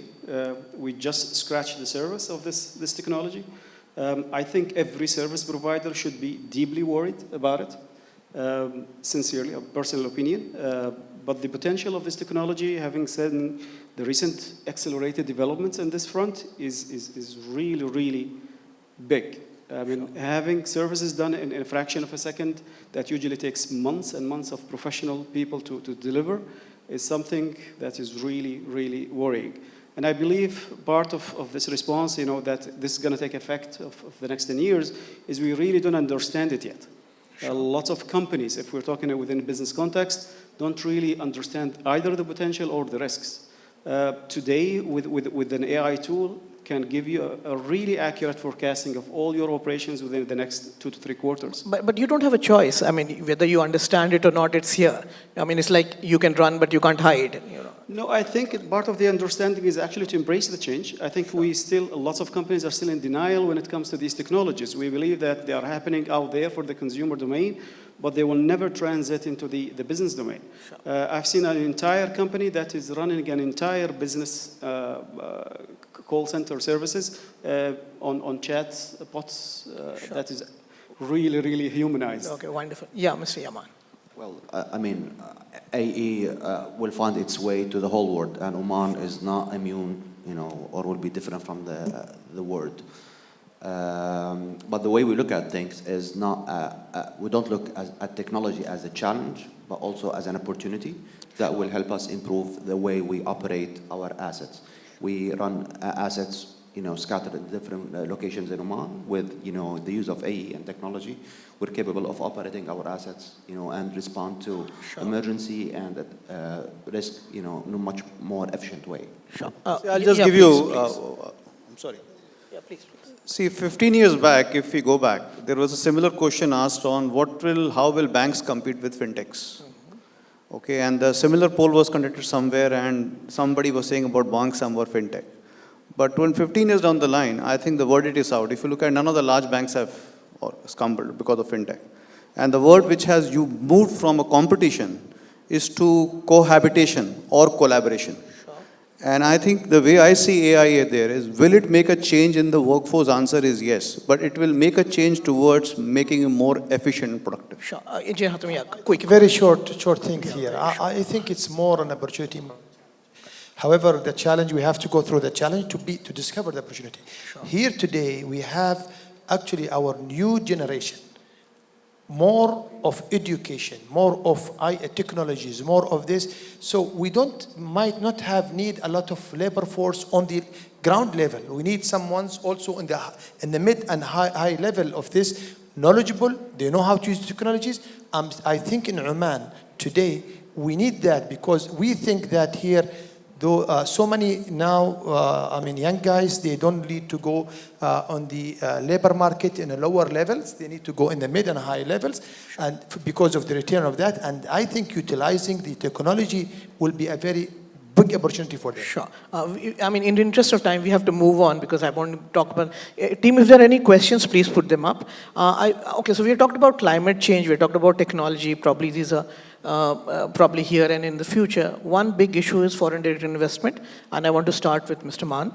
So I just looked at the figures. So in Q4 2023, FDI amounted to $25 billion, which was an increase of 21.6%. So it's very, very good. Now, the three sectors which have been the largest contributor are hydrocarbons, or oil and gas extraction, manufacturing, and financial intermediation.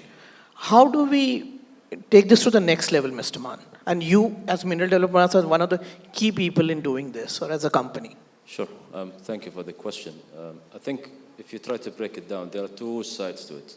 Sure. There is the macro level, which goes beyond the country itself, affected by so many elements, mainly geopolitics.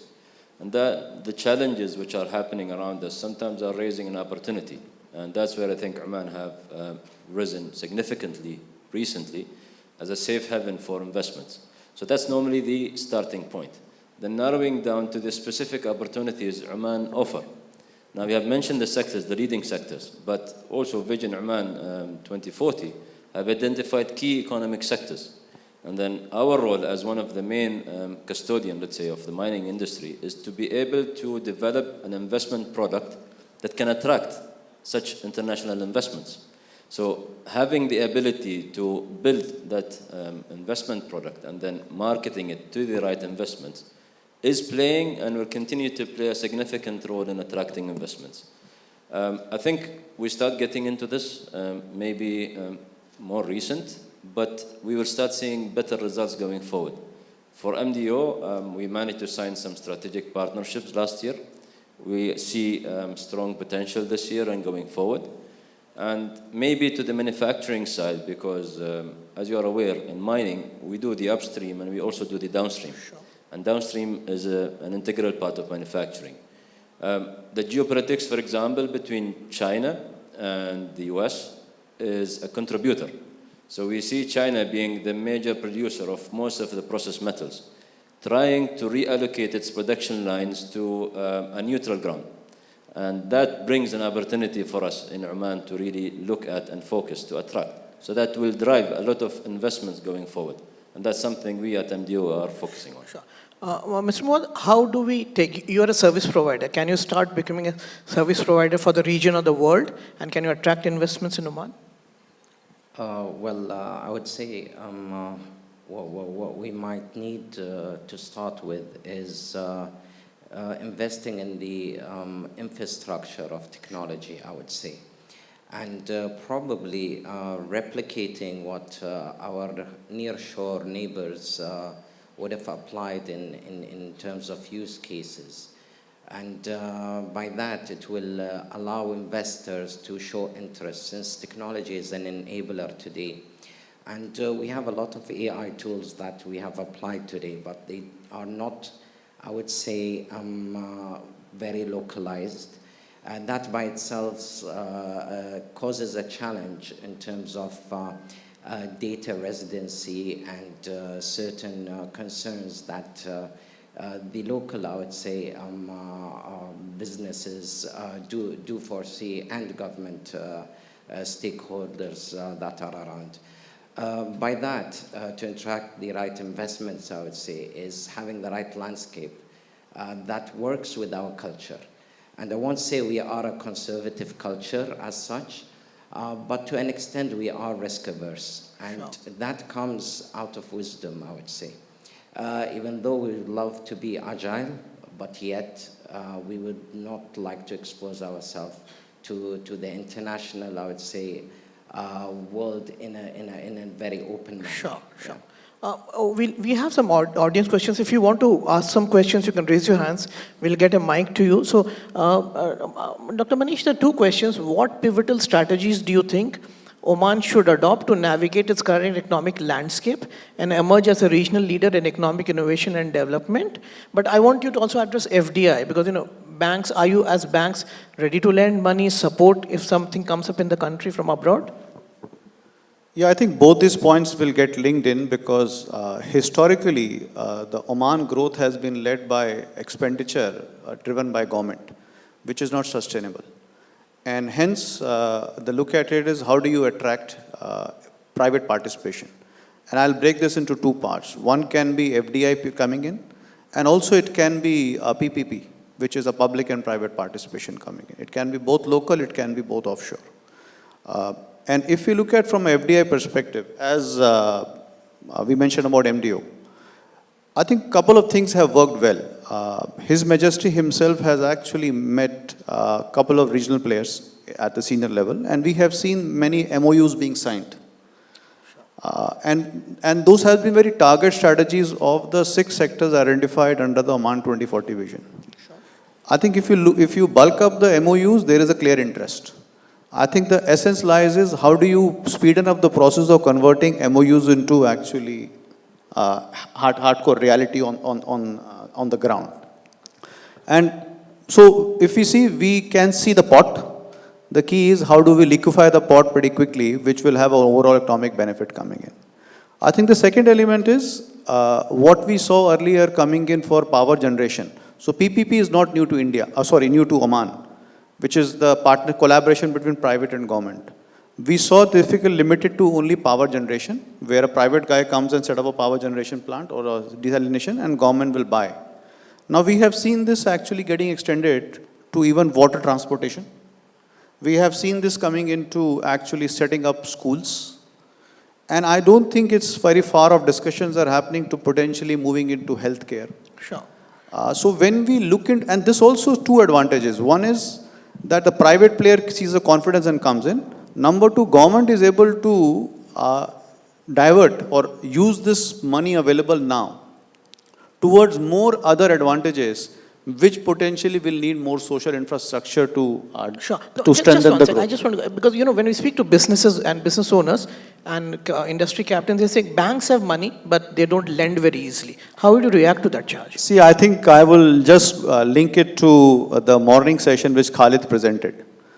Okay, I think the banks are willing to open the purse. The key is required is what is a second session is people understanding and people integrity. Sure. Mr. Ali Khashub, PPP, you have done a very in-depth study on this as a part of the National CEO program with IMD. How do we encourage PPP? Well, I think the concept itself is a natural evolution of the economic diversification.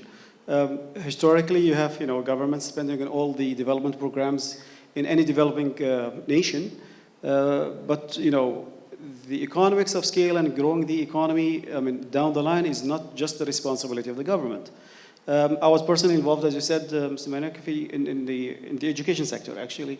The first framework of, PPP model of schools that went out for tendering was developed through one of the projects in the, CEO program. I think the potential is unbelievably high, especially, we have a very strong banking system. I believe the expertise are there.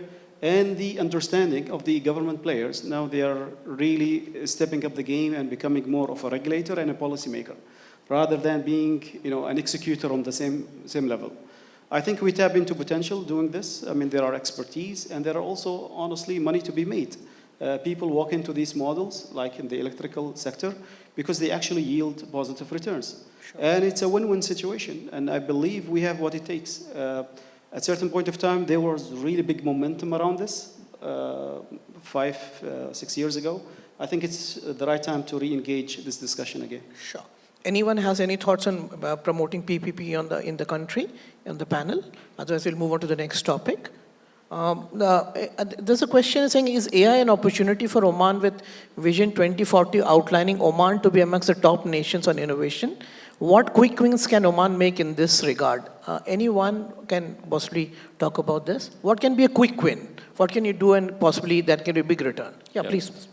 If we speak of AI and in our line of business, so we are a holding company and then we have subsidiaries. So there are two sides of it. There is the operational side, and I think there where everyone agrees that AI is coming.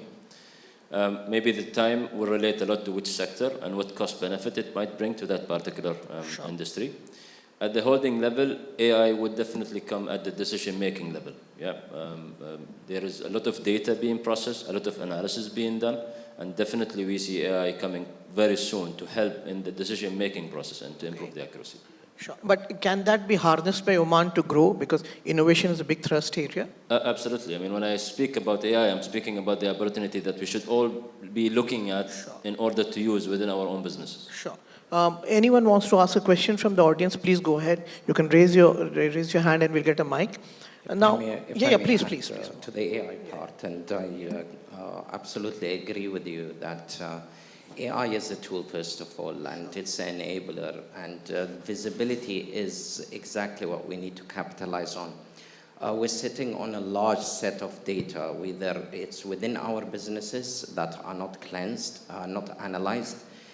Should we have done that without AI, it would have taken us years. While now with the right tools, we're getting the right visibility, and that allows decision makers to take quick or wise decisions to the direction that can lead to the right developments to Oman in a much shorter time span. Sure. So we have to look at AI as an enabler, as a tool that drives the efficiency to us and gives much better visibility. And the dashboards and analytics that we can drive today, and literally today in Oman, because of AI, was never seen before. Wonderful. I think someone has a question in the audience. Can you also see the timer, please? So how we are doing on time, please? Yeah, please go ahead, sir. Yeah, hello. Good morning. My name is Qasim, and I am an international tax manager with EY Oman. My question is to Engineer Hashim. So many congratulations on the first round of the Green Hydrogen Project Awards.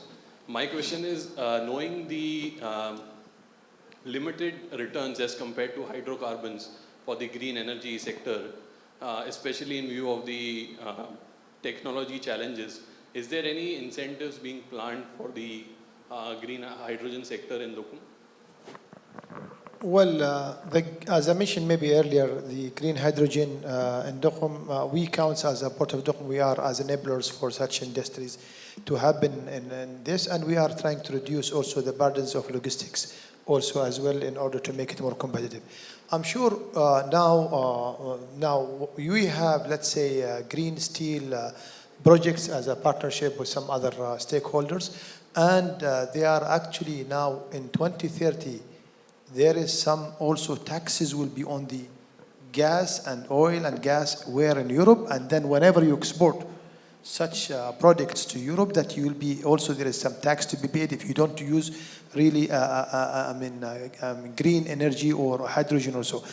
By that by itself also is making the hydrogen and the green steel, and this is more viable and also more economical.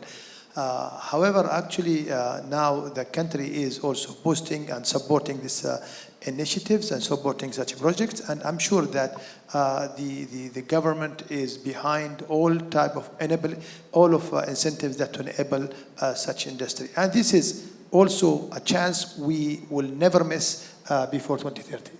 Sure. Does that satisfy you? Is that you've been answered? Engineer Hashim, when can green hydrogen actually start production in Oman? Can you tell me a timeline?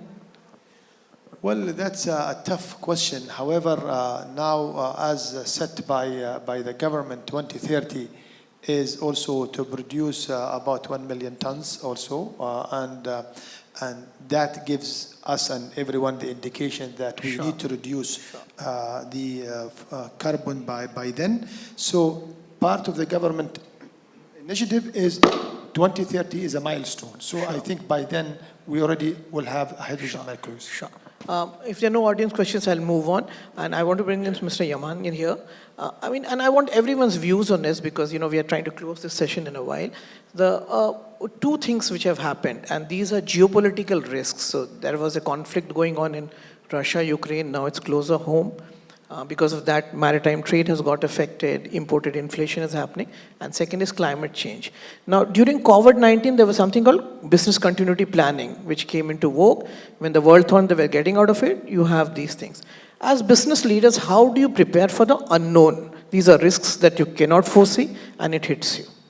Well, first of all, by using technology. Technology, has helped us significantly to overcome the challenges that came with COVID, time. This was the first one. And second, just recently, last year, we operate an asset in Musandam, which is, near Hormuz Strait, which is one of the most, sensitive water canal worldwide. We carried out Bravo exercise to test our ability to respond to challenges and risks. The exercise involved, evacuation of the offshore platform and sea rescue, which was also supported by ROP, the Coast Guard, and the Civil Defense in Musandam. So that was. Mr. Ali, as business leaders, and the topic is leadership, what do you do as leaders to build sustainable organizations for a long term? I think in my personal views, the key word is being proactive, not reactive. Waiting for these crises to unfold and then dealing with it is honestly the worst case scenario. I think everybody was, aware of the Ukrainian-Russian war. The wheat supply has been affected. We really, as countries in the Middle East, rely on lots of imports. So as a counter and mitigation plan, we started, actually the group bought farms in Australia. This is a proactive step that in case of disturbance and disruption happens in the supply chain, you at least have some security and control over the basic ingredients that you use in your business. I think in our case also in Atiyab, we have been rigorously developing internal suppliers as well. We have moved, I would say, around 50% of our production requirements as much as possible to local suppliers. Developing them takes time a little bit, but at least you have some sort of an assurance that this happens between the border. I know it's not easy, sometimes it's a little bit expensive, but it's actually a strategic move where you need to have a little bit of assurance that in case of any turbulence happening outside, you have some sort of basic reserves where you can fall back to. Again, irritating the word, you have to be proactive about these situations. Hoping to, things will unfold in a better way. I don't think this is the world we are living at. It's really becoming a VUCA world in the literal meaning of the word. And business has been tougher and tougher. And it's just the nature of business. So you need to be proactive. No, great. And these are wonderful examples. Dr. Manish, how do you build sustainable organization? Because as banks, you also do hand-holding for other companies. What would your advice be to them? Because your money is at stake. Yeah, so when these uncertainties happened on the COVID time, actually we banks got together, work along with the central bank to see how well we can do the relief coming in to time to them. But I think overall, each industry will have, as he mentioned, each one will have to be proactive and try to create resilience in our business. Now, as banks try to do a concentration risk analysis on how do you manage the concentration on sectors, companies, clients, industries, geographies coming in. I think same way if we start looking at a concentration coming in on suppliers, buyers. Now we have seen based on this, a lot of US companies which were relying on supply chain on China are actually moving out to maybe other South Asian countries or South Asian countries. I think it's a periodic basis. Every 6 months we need to just step down and do our model to see wherever the concentrations are. Okay, it can be even on procurement, sales, people. That's number one. I think the number two is the key essence is as the things are changing too fast. One is geopolitical and the technology. We talk about AI. The key element comes is how do we actually up-tier or the mindset of our people or up-tier the skills of the people. Such a way while the change is happening, the acceptance of the change becomes much faster.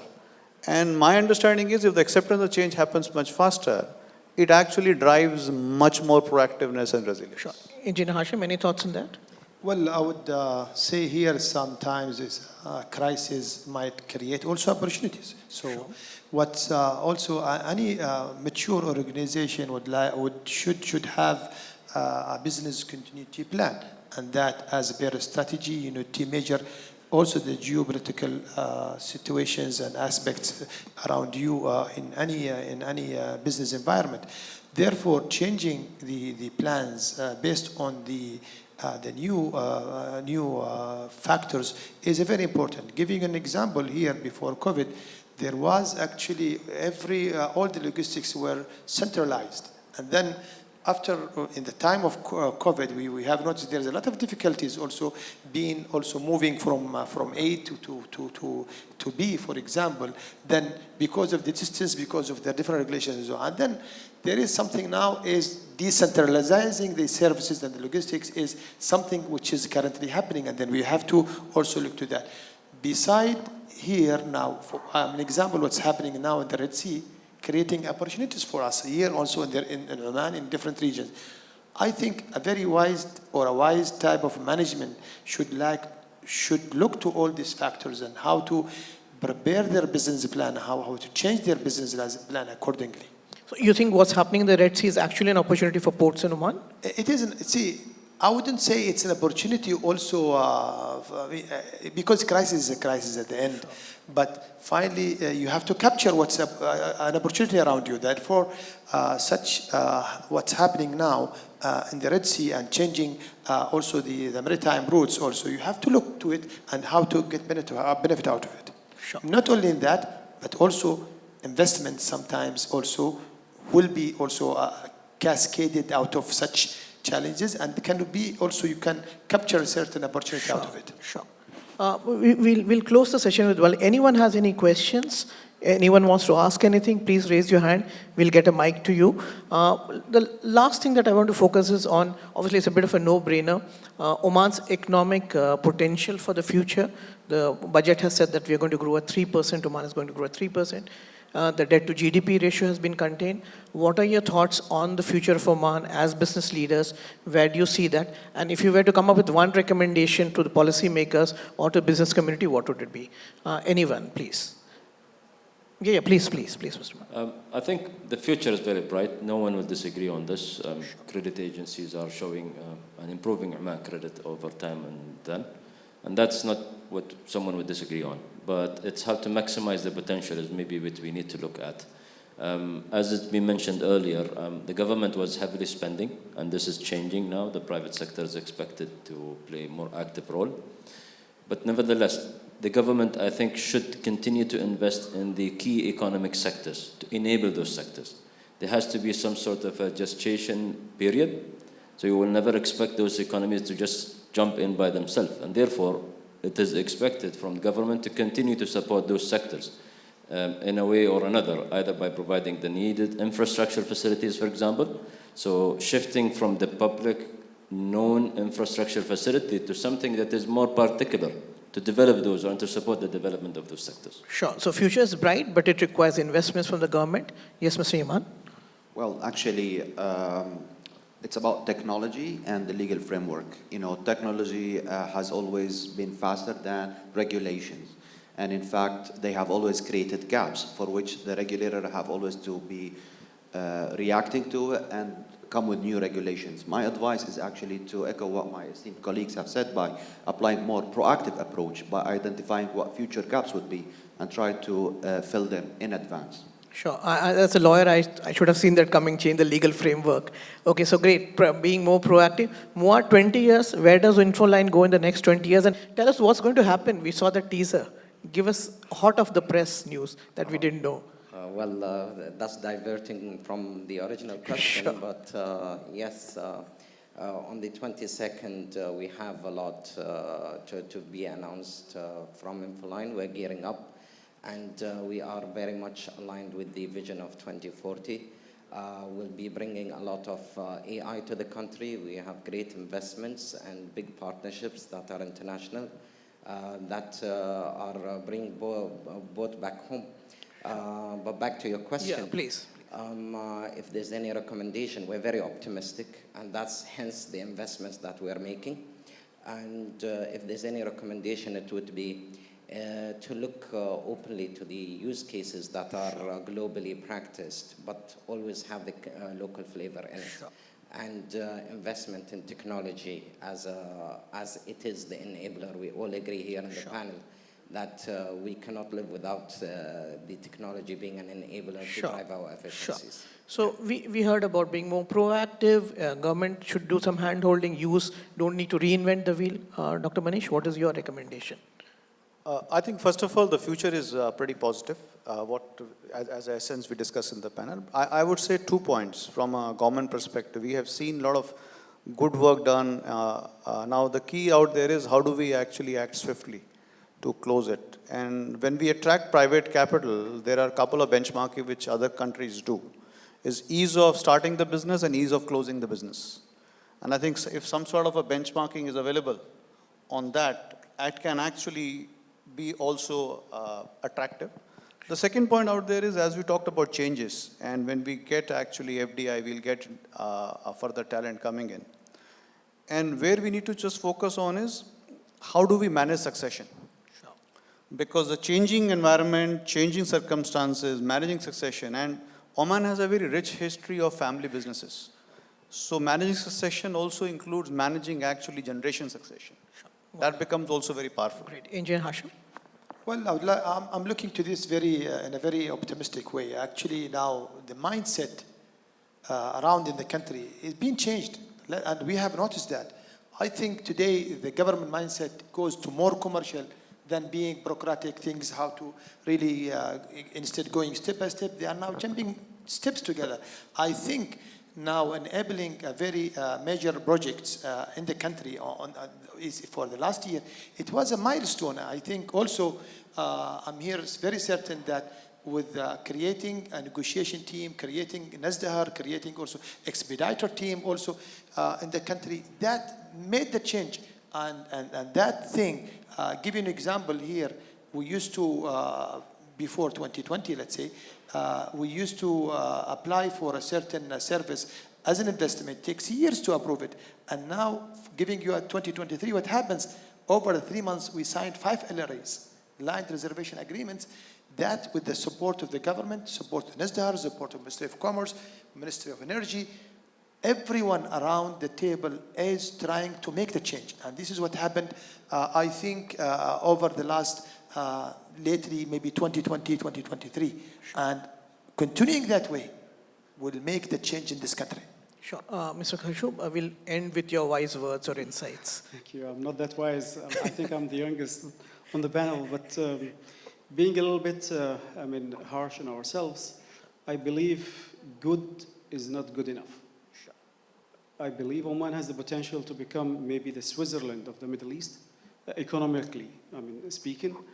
We have a great relationship with all GCC players. I think His Majesty's recent, visits are testimonial to this. I believe we have a very promising, business agreement coming up with India, free trade agreement. We have had that with the United States. We have it with Singapore as well. So in terms of infrastructure, economic infrastructure, it's actually in place and it has been built. This capacity has been built in the last 50 years. It's now the time to capitalize on this with a different mindset of being a little bit risk, appetite and taking it to the next level. I think, playing it like before and expecting different results, it's just a definition of the same old ways. I believe we have what it takes: talent, infrastructure, relationship. The deals that has been done on hydrocarbons and the green hydrogen itself and the amounts of tens of billions of dollars is also a testimonial of the appetite of FDI coming to Oman. So I don't think there is anything missing from the puzzle. It's just the willingness and the speed of action. And I think we have what it takes, and we just need a little bit more proactivity. Sure. No, we couldn't agree more. It has what it takes. We are all on agreement. Yeah, probably things could be better, ease of doing business, technology adoption, but I'm sure these are happening. So thank you very much, gentlemen, for your time, for your wise thoughts. Can we have a huge round of applause for the panel, please? Thank you very much.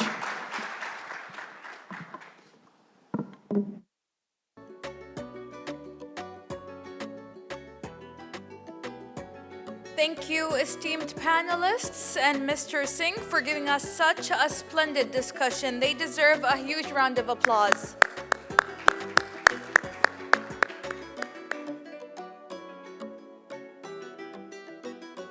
Ladies and gentlemen, we will have a 10-minute coffee break now. Unfortunately, we're running slightly behind on the schedule, so we kindly request that everyone is back here on time in 10 minutes so that we could start the second session of the summit.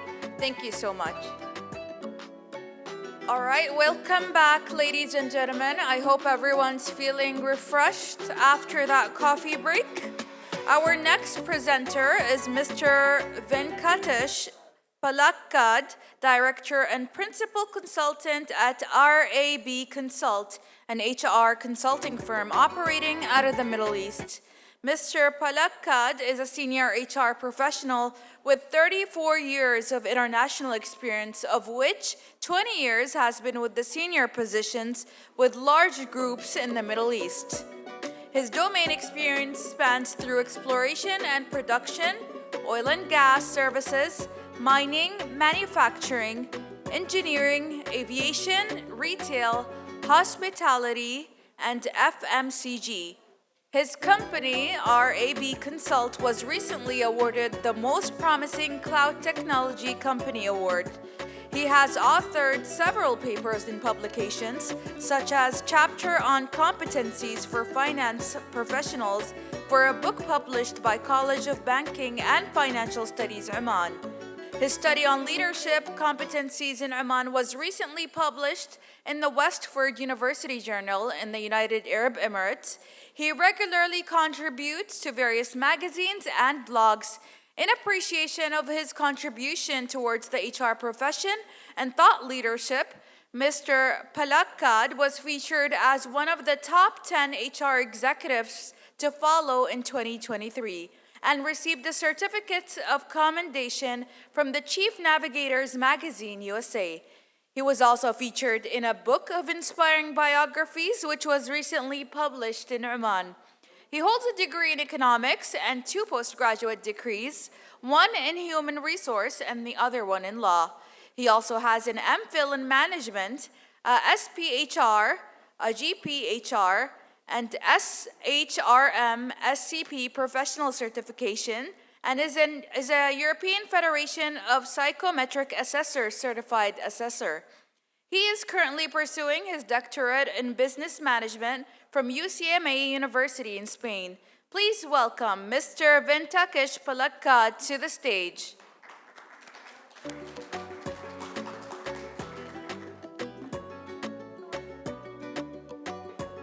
Good afternoon, everybody. We just got into good afternoon. Yeah. Thank you for attending the OER Summit, and it's always a pleasure to meet you and speak to you on very specific HR topics. This is our 8th year of association with OER, and in all the 8 years, we have tried and contributed as much as possible in terms of thought leadership.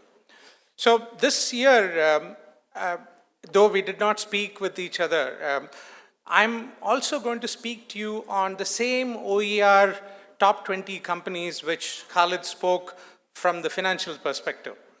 So as it happens, we also researched on these top 20 companies, more on the leadership angle. So I'm going to talk to you on the other side of how these companies are managed and how do they manage to remain profitable. Yeah, so that's our topic. This was based on a study which we ran in 2022-23. If you want 1 year of prosperity, grow grain. If you want 10 years of prosperity, grow trees. If you want 100 years of prosperity, grow people. It's a Chinese proverb. Today in the 21st century, there is a universal agreement that the key distinctive edge that organizations have is the strength of their people. It's a new science of developing HR management practices and customs. For this, the major requirement for the organization is to be successful in leveraging its talent and human resources. So that's what differentiates between a successful organization and not so successful organization. If you really look at Fortune 500 companies, they are all great people managers. That's very clearly established. So many management studies suggest that investing in the right people, that's very important, investing in the right people, right, will boost the organization performance. But at the same time, you can't invest in every individual in the organization because that's not really worthwhile. So the challenge is in finding the right person and invest in them. Yeah. So to emerge victorious in the war for talent, you need to understand and you need to develop your, as an organization, the ability to invest in the right people. Yeah. So studies show that 40% of promotions of high potential employees basically fail because they were actually not the right people. So what is leadership? So leadership is defined as the potential of a company to determine and achieve difficult objectives. Yeah. So leadership is not guaranteed only because of the presence of certain traits. It also determines on how those traits are leveraged in terms of what an organization wants. So again, connecting to what Adam spoke in the morning, the strengths of leaders in terms of leading the organization is what we basically are talking about. So many research studies have shown that financially successful organizations narrow down and train the leaders very well in compared to other organizations, yeah, which we said. So let's get into the details. So this research was done in 22-23. The same research data which Khalid spoke about was taken. We looked at the OER's the OER's top 20 companies, and we looked at consistently companies which have featured in the OER's 20 list, the top 20 list. And we interviewed leaders and we did assessments on those leaders, which led to some very interesting results, which I'm going to share with you today. Yeah. So basically, we looked at 32 basket traits.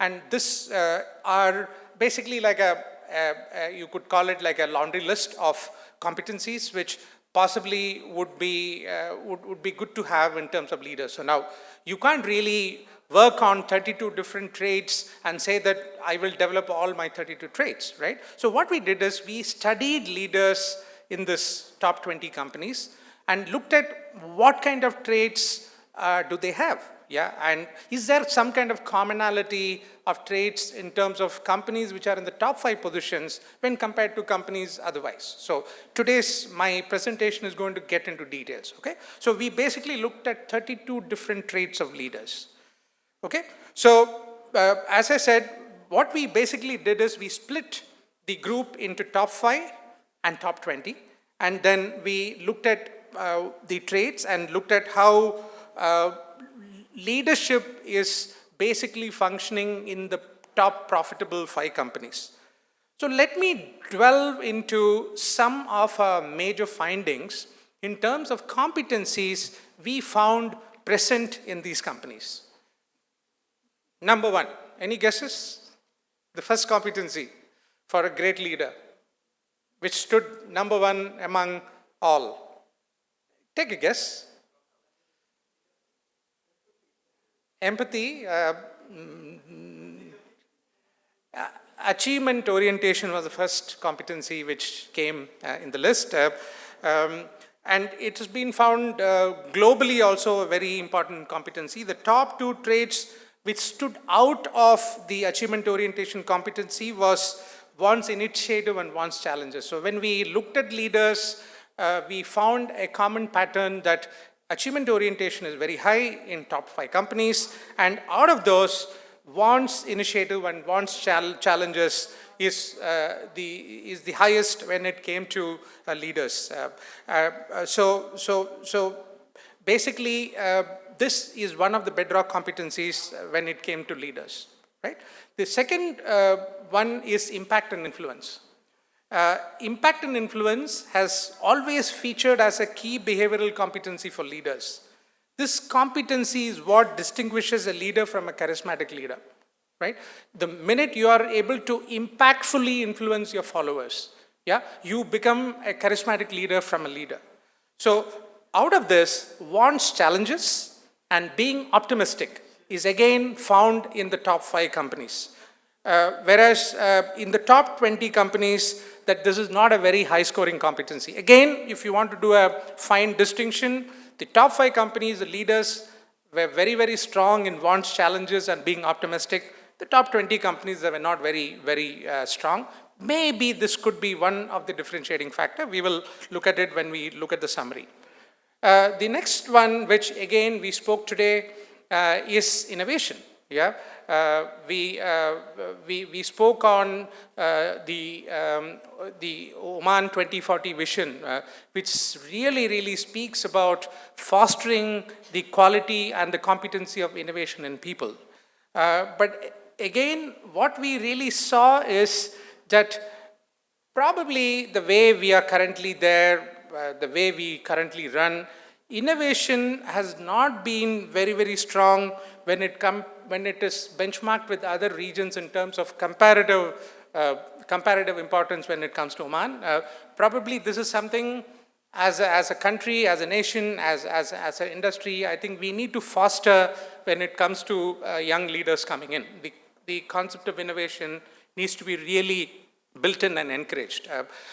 So while innovation is there, but it's not really there where it should be. Yeah, so that's how it is at this point of time.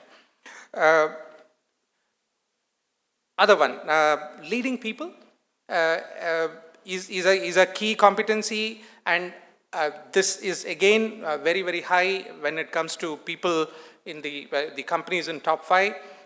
Within leading people, analytical and wants to lead. So that's why sometimes when we do leadership assessments, we also look at the verbal skills, numerical skills, the logical skills. Sometimes people ask us, I'm a leader, why do I need to be good in numerical skills? Why do I need to be good in verbal skills? The reason is that is your bedrock requirements to be analytical. If you give you a report, a narrative report, you should be able to infer what it means by understanding it. And that comes if your analytical skills are high. Yeah. So leaders in the top 5 companies had very, very good analytical skills, and they also had good skills in wants to lead. Again, there's one distinctive factor when we looked at leading people between top 5 and top 20 is endless cooperation. Yeah? Endless cooperation is an aspect which was very high in top 5, which didn't seem very high in the top 20. So probably that's another factor which differentiates between the good to great comparison which you can look at. The other one, of course, is strategic thinking.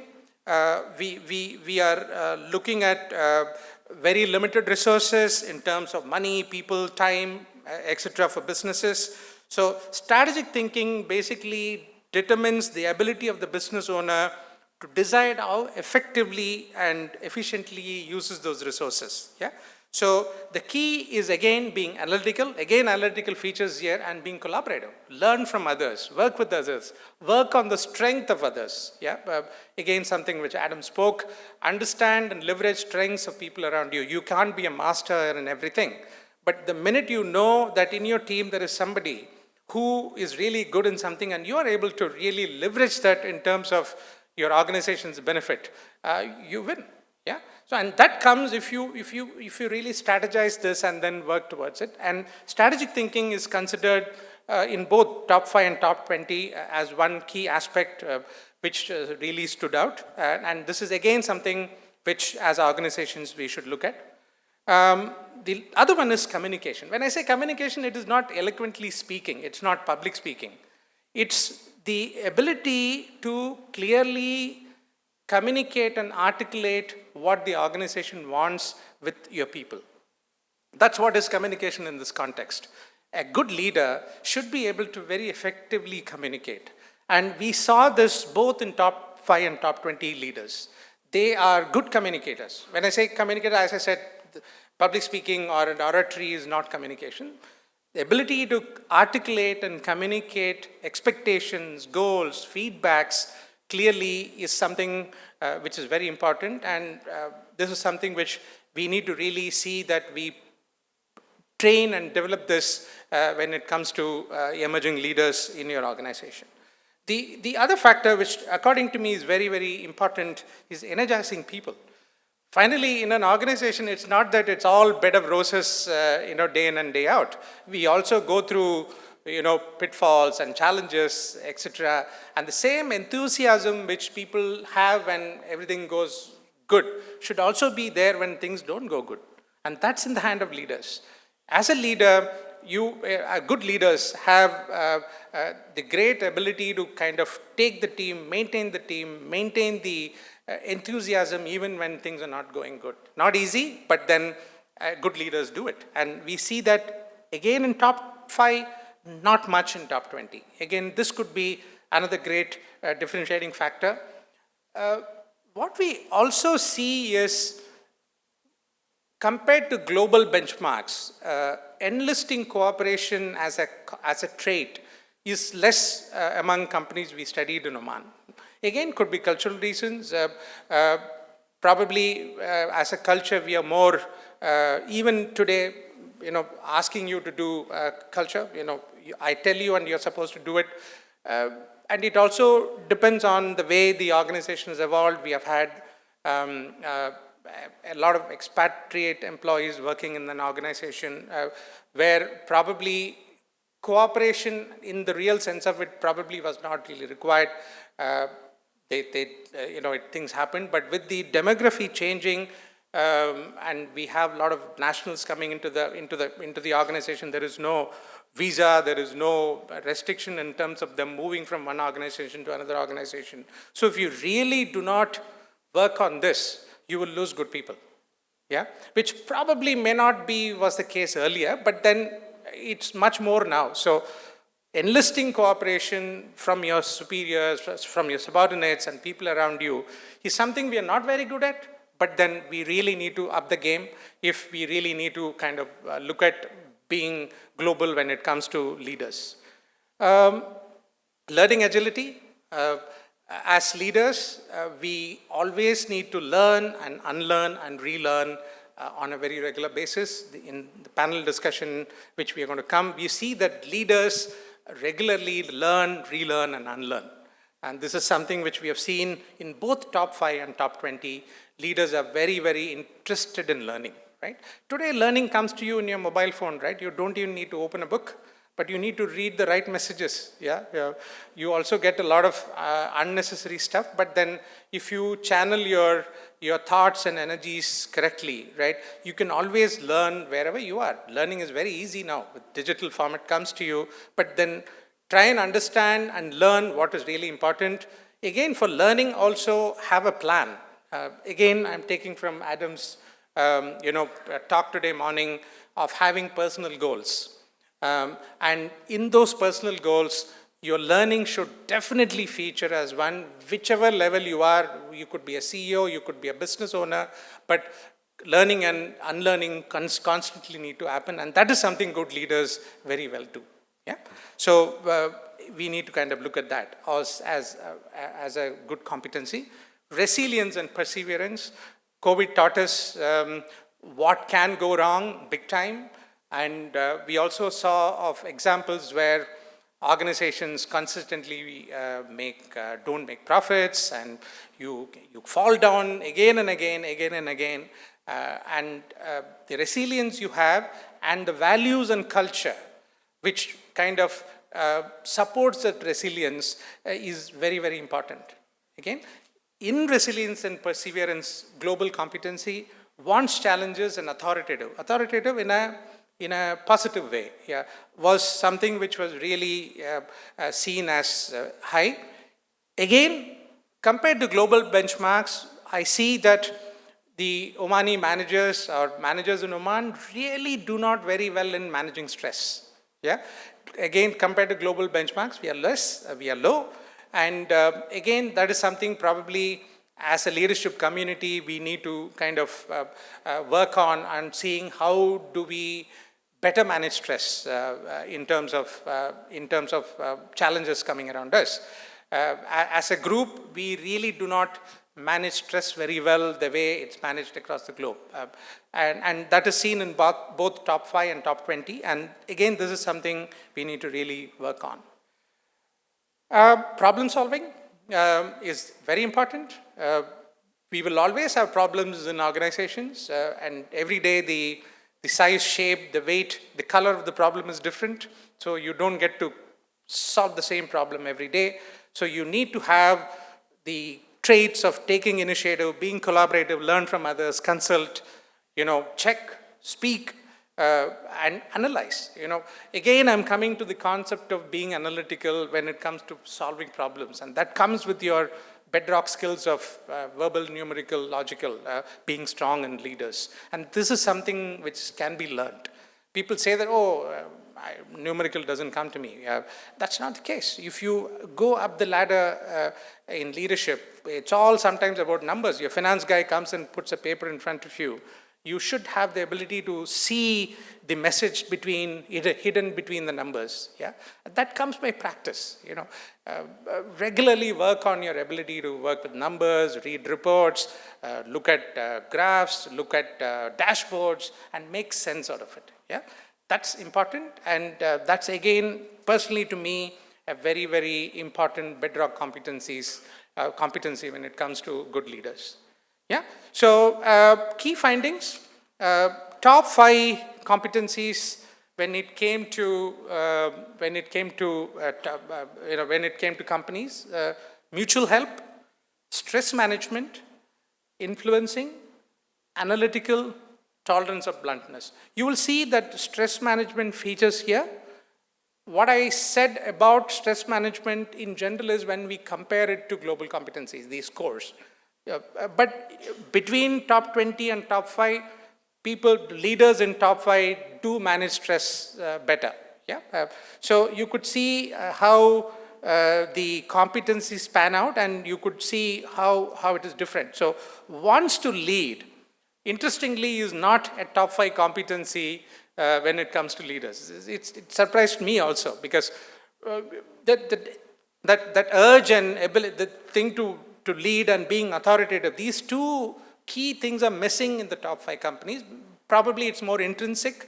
It's not very expressed, but then probably that's another factor why leaders are more effective, because you're not really expressing your want to lead as one of your top competencies or your top trait. It comes to you very intrinsically through the other things, maybe through mutual help, through influencing. You lead. Yeah, you don't have to really lead by leading. You can also lead by being mutually helpful, by influencing. So that is what we see, and again, that is also a kind of a differentiating factor which we saw between top 5 and top 20. So in terms of top 20, wants to lead, being authoritative, enlist cooperation, public speaking, receiving correction is another great trait. As managers and leaders, we are not always right. Somebody below, subordinate to you, probably 10 years junior to you, comes and tells you, you said something which is wrong. I probably challenge it. We should have the conviction to accept it and say, yes, what you said is right, I will correct myself. Yeah. Again, that is something which is present in top 5, 20. So the communication between levels is very smooth, and there is no animosity or there is no sensitivity in taking correction. Yeah? So that is also seen as one major trait in the set of competencies we looked at. So when it comes to Oman, these were, the study basically exemplifies factors which we saw. So a learning for all of us here could be, based on this, probably you can tweak your leadership framework, which you use for development. This study is still preliminary. We are enlarging the scope of the study, trying to bring in more respondents, trying to bring in more representations, and trying to make the findings more robust. Maybe in another 1.5 years, the study will be more full-fledged, and we will be able to share these results with the organization so that you could use that inputs in terms of fine-tuning your leadership frameworks, and also put fit-for-purpose leadership development programs based on this very locally relevant competencies for development. Thank you.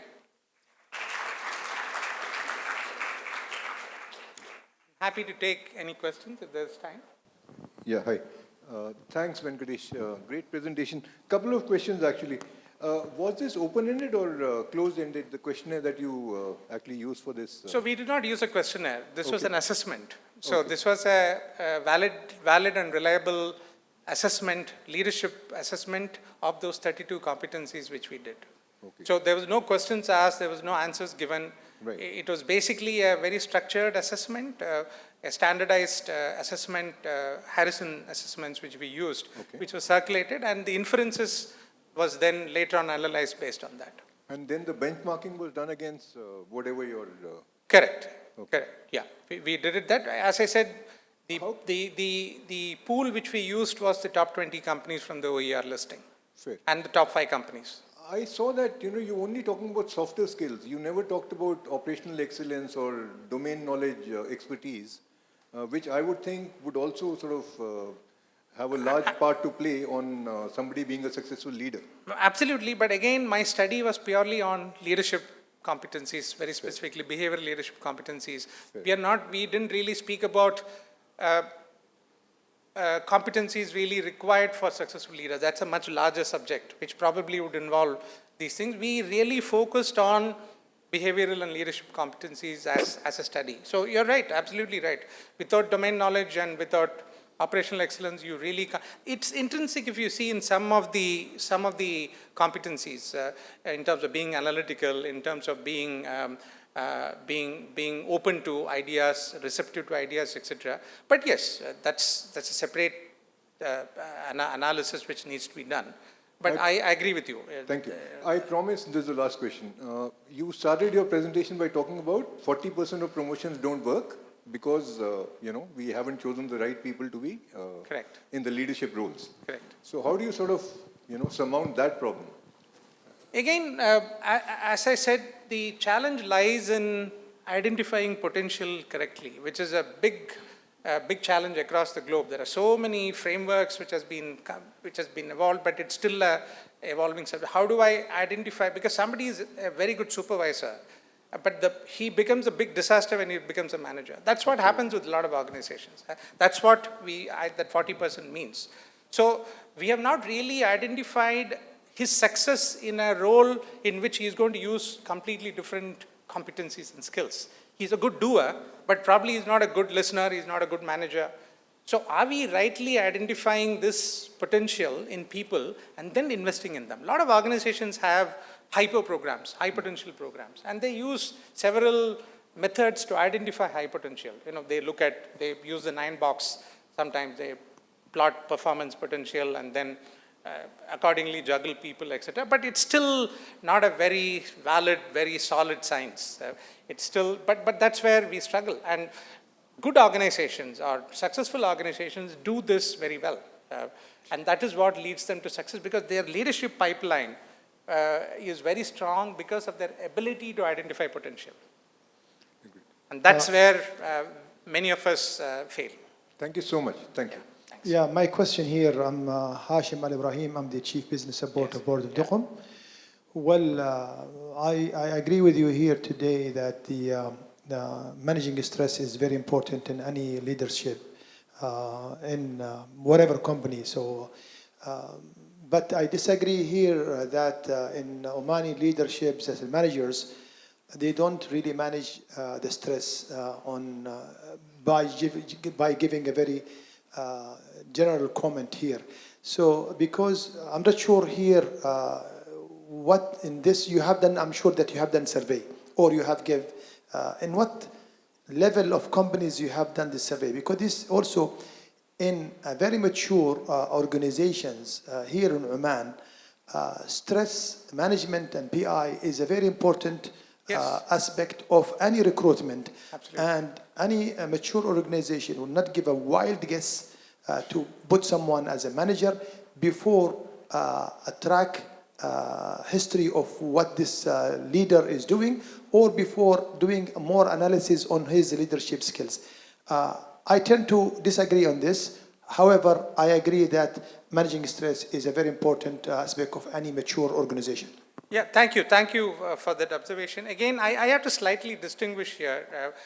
The stress management scores was not high as global and regional benchmarks. That's what I said.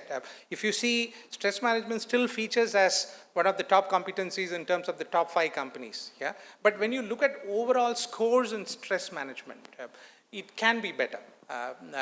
And probably that's one area where we need to learn, develop, and probably become better when it comes to other geographies. I would say it's more of a developmental area overall for this group of people I studied. Again, as I said, when we enlarge the study, which we are currently planning, this score may look a little different. When we have more companies coming in, we have more leaders contributing. But I agree with you, stress management is a very important factor, especially in today's world, where it's a VUCA world. Today is very different to tomorrow. Day after tomorrow is very different to yesterday. The change is so fast, and we are overwhelmed as leaders.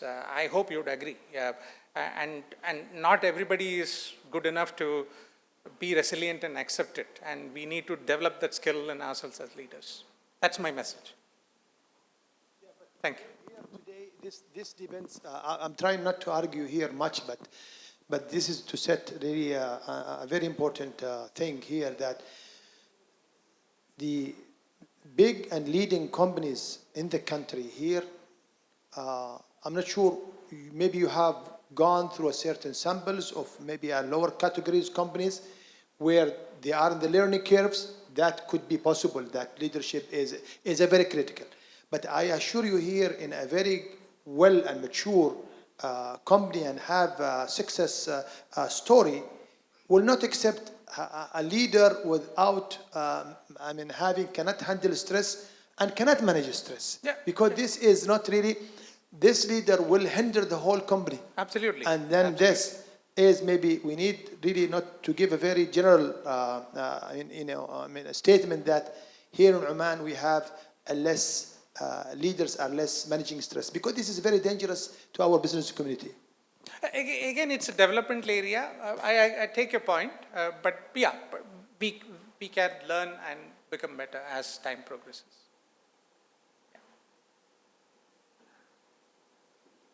Yeah.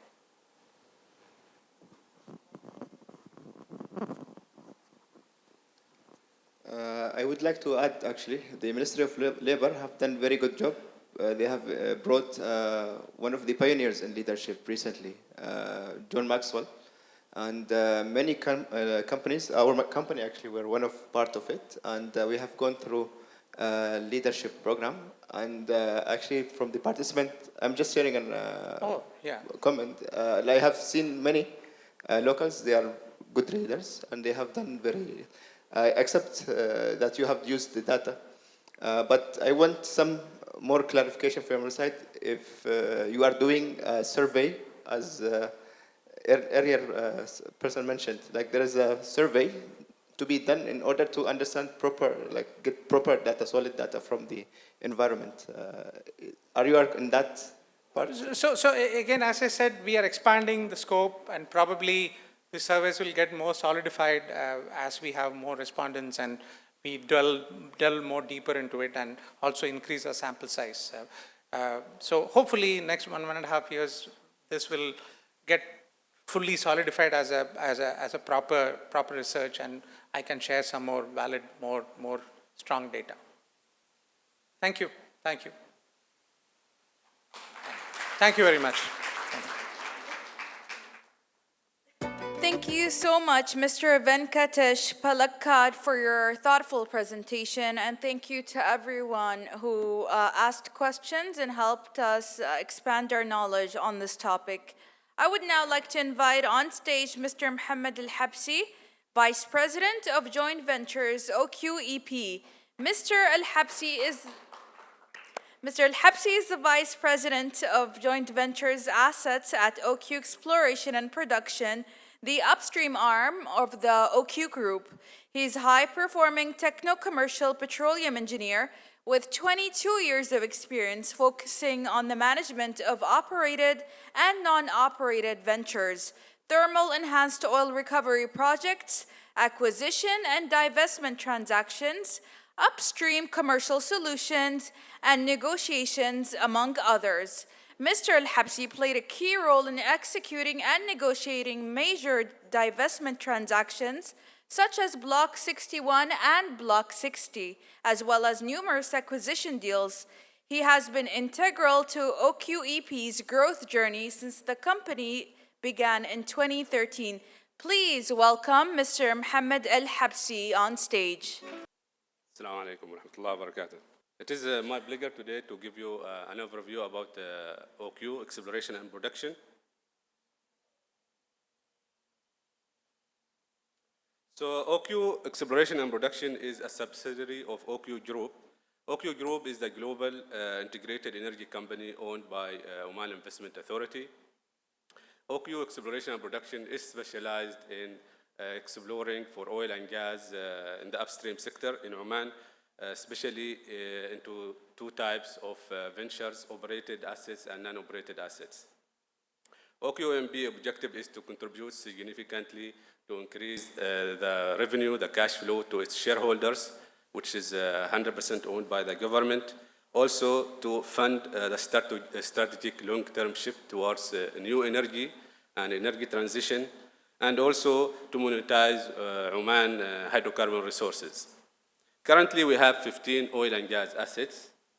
We have 4 operated assets, and each one is different from the other. And also, we have 11 non-operated assets with major international oil companies. Our commitment is to sustainability, and HSC is our key driver to operational excellence. Throughout our journey, we have debated cutting-edge technology to track our performance and to elevate our decarbonization roadmap. Also in having HSC management system that is robust, and also it is with very good track records so far. Here we'll give you overview about the structure of the organization. As you can see, Oman Investment Authority, as you know, it is owned 100% by the government. It is the investment arm of the government. And OQ Group is owned 100% by OIA, and it is the largest conglomerate in Oman. It is the energy arm of OIA. It sells products to in more than 80 countries, and we have more than 33 assets internationally and in Oman. OQAMB is in the center of OQ ecosystem. We have also OQ downstream and commercial, including OQ trading and retails. We have also OQ alternative energy, which is specialized in the new energy, alternative energy, hydrogen, and so on.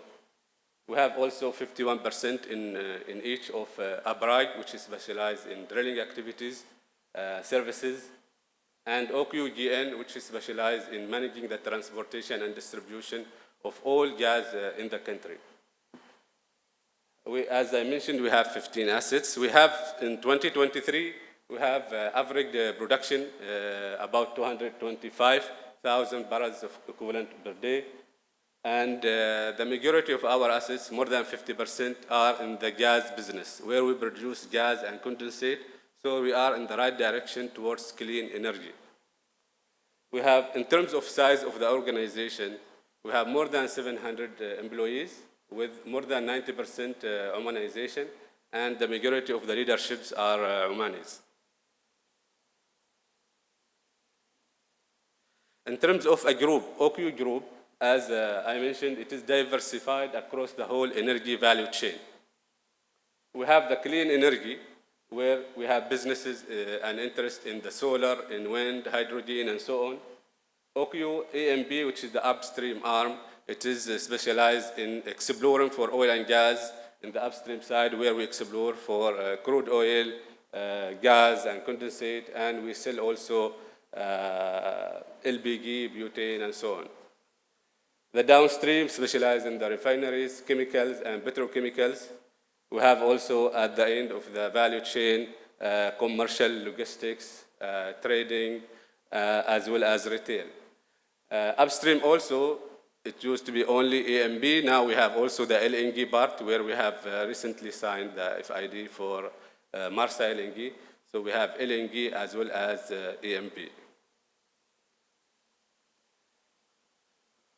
This is a very successful growth story of OQAMB. As you can see in this chart, we have grown production more than 12 times since the inception of the company in 2009.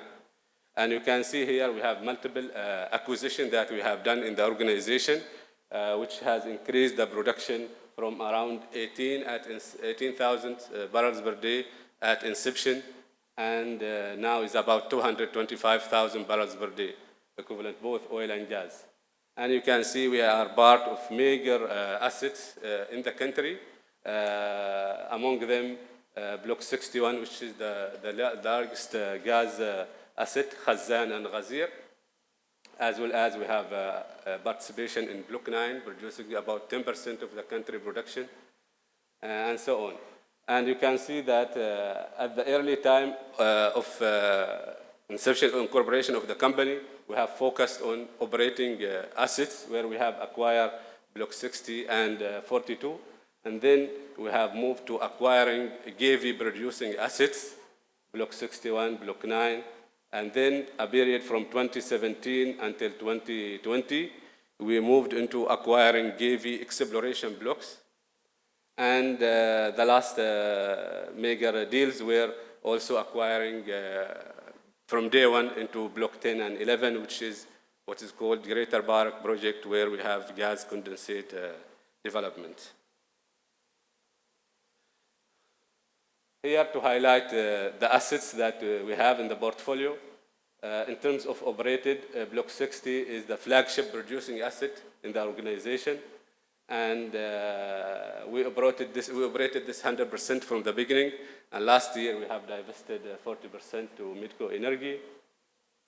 Block 8 is the first offshore asset in Oman, and it is 100% operated by OQ, our subsidiary MOGC. And then also we have Musandam gas plant in Musandam, where we have invested in processing facilities that will serve the energy sector in Musandam. In terms of non-operated, we have multiple assets, but the key ones, Block 61, which supply 30% of domestic gas in Oman, operated by BB. We have 30% there. And Block 10, which is operated by Shell. It is the first concession outside BDO. And we have recently also went into the deal of Marsa, which is taking the gas from Block 10. Other assets, we are partnership with Oxy in Block 9, 53, and 65. Each one has its own success story. Block 9, 10% of Oman production almost is coming from that block. Block 53, it has the largest thermal enhanced oil project in the Middle East, where we inject steam to mobilize heavy oil to surface. Block 65 is also another success story, where we have discovered oil. We took 3 years from acquiring the asset into marketing the oil already to export. We have also one asset, we manage it on behalf of the group, which is Dunga asset in Kazakhstan. It is non-operated. At the end, I want to leave you with the key messages about OQAMB, key highlights. It is a highly strategic company to Oman. We are contributing significantly to the local economy and also revenue to shareholders. The sector outlook underpin favorable oil and gas exposure, and as I mentioned, we have more than 50% of the production coming from gas-based assets, so it provides stable revenue. Operational excellence, also a key subject. We have successful commercial operator with low-cost asset base, and we have high cash flow efficiency. There is significant growth since inception, as you have seen, and we are planning to continue the same. There is strong and valuable joint venture partnership. We have very good relationship with major international oil companies. like BP, Shell, Oxy, ENI, and so on. Also, we have a strong focus on sustainability, HSC, and the people, as I mentioned, in the organization. That's the end of my presentation. Thank you for listening. Thank you, Mr. Mohammed Al-Habsi, for your wonderful presentation. I would request now Mr. Venkatesh Palakkad to please come on stage and conduct the next panel discussion on leading the future, the talent tapestry. Please let's give him a warm welcome to the stage. Good afternoon. I'm here again. I'm so pleased to conduct and moderate this panel discussion on this very interesting topic, navigating the future, the talent tapestry, something connected to what we have been discussing in bits and pieces, and the way the digitization and the transformation is happening in organizations. There's a profound need to the way we identify and nurture talent, and with all the challenges and the economic things around us. So that's what we're going to discuss today. I have a distinguished set of panelists who are going to come on stage and be part of this discussion. I'm sure this discussion is going to be extremely enriching. I'm happy to welcome our first panelist for today, Issam Al-Busaidi, a seasoned HR professional with more than 26 years of working experience in higher education, commercial airline, oil and gas, and banking sectors. Issam holds a bachelor's in hotel and catering management from Oxford Brookes University, master's in public management, and currently is the Chief Human Resource Officer, Oman Arab Bank. Ladies and gentlemen, pleased to welcome Issam Al-Busaidi. So while I'm introducing the panel, can I have the Slido up?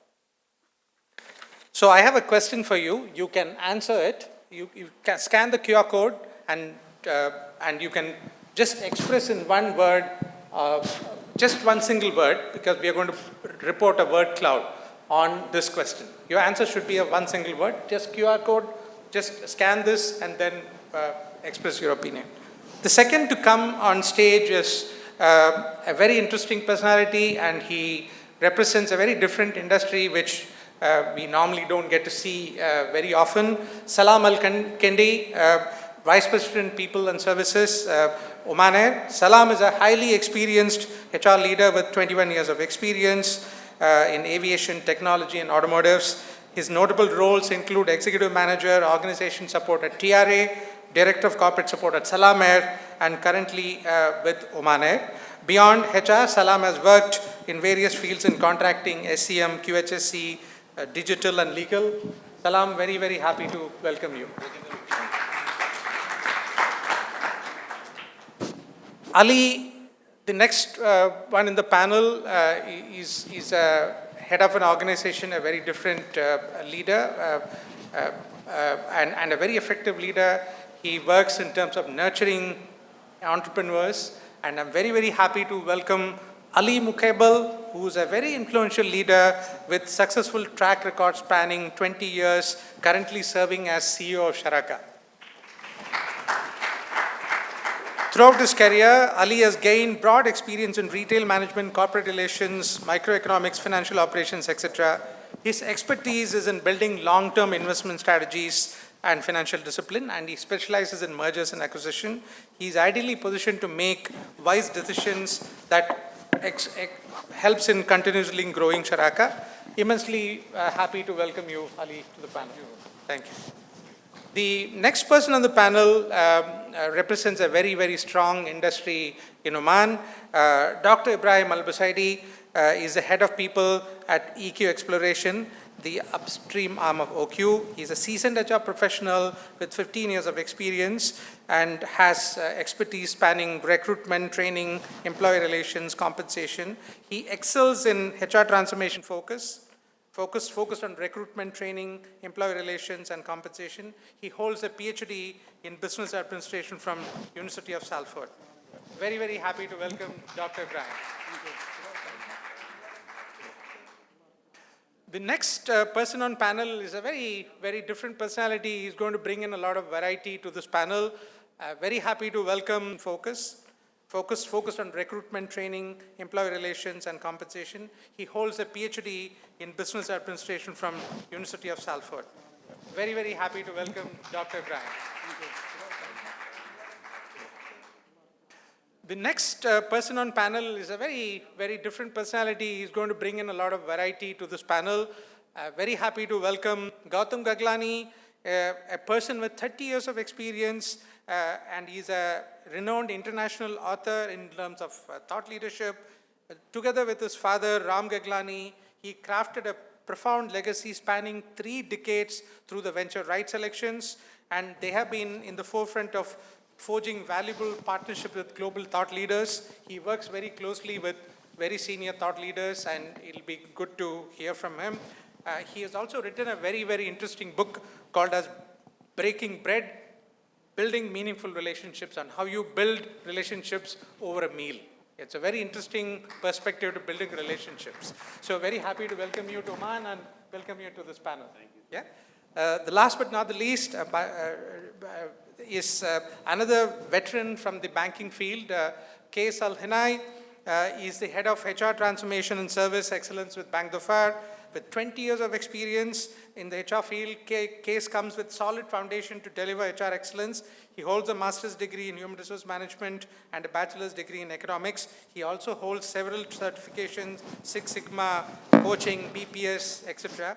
He also had the privilege of winning the NTI Business Professional Award and is also a Fulbright scholar, which the United Government's flagship program of international education and cultural exchange. Pleased to welcome Kees. So happy to have you. Thank you. So can I see the result? Yeah. So in your opinion, what is the greatest skill gap which you see in the workplace among employees, keeping in mind current work practices? The biggest gap which is shown is communication. Yeah, taking ownership, agility, skill set. And in the leadership study also, we really spoke about effective communication, and that really stands out. Panel, this is food for thought for you in terms of answers which we are going to give. So, my first question to this panel is to Kees. So, how are your organizations adapting leadership and management practices in response to rapid technological advancements? Technological advancement is a challenge. The way leaders manage businesses today has tremendously changed. So what is Bank Dhofar specifically doing in this specific area? Thank you so much, Venkatesh. I mean, I was actually reading a very lovely quote that says that leadership styles need to adapt so that they are able to catch up with the technology trends. So I think it's extremely important that people become agile. They become more they gain more digital literacy. Empowering people previously was through maybe giving them responsibilities, delegation of authority, whatever it is. But I think right now, preparing people with business applications, platforms that can actually support them to do their job better, to get their things done. Line managers need to show agility, and you mentioned that, of course, in your presentation. They need to be open, responsive, and flexible, and I think we have that in Bank Dhofar. So yes, I think it's extremely important for leadership today to not only guide in terms of support in giving tools and resources, but also providing the core business applications, providing an IT architecture that can support all different platforms and allow them to do their job much more easier and much more quicker than they were doing it previously. And that's where leadership comes in, and it becomes very important. Lovely, lovely. Issam, what are your views? You are from the same industry. So what is Oman Arab Bank currently doing in this space?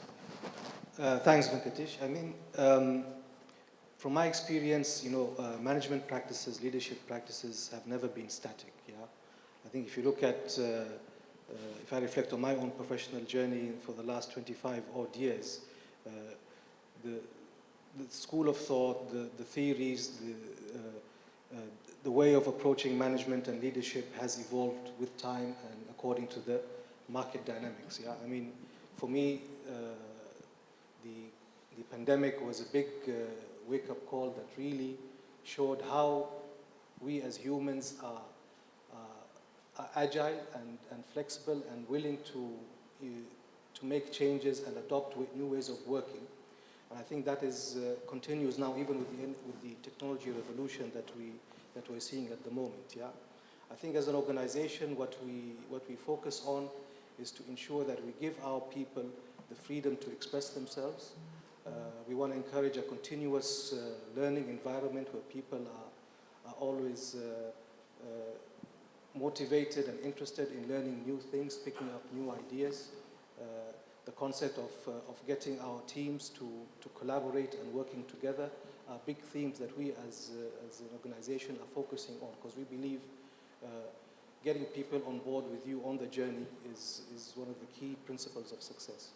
Lovely. Two key points, audience. Agility from what Case mentioned, and the ability to collaborate. These are two very key points as leaders which you need to have in terms of tiding over the current technology challenge. Okay, the next question is on talent development, and this is to Ali. So with the ongoing shift towards digital-first environments, what innovative strategies are you implementing to ensure continuous learning and development for your employees? First of all, thanks for inviting me, and I'm very honored to be with this esteemed panel.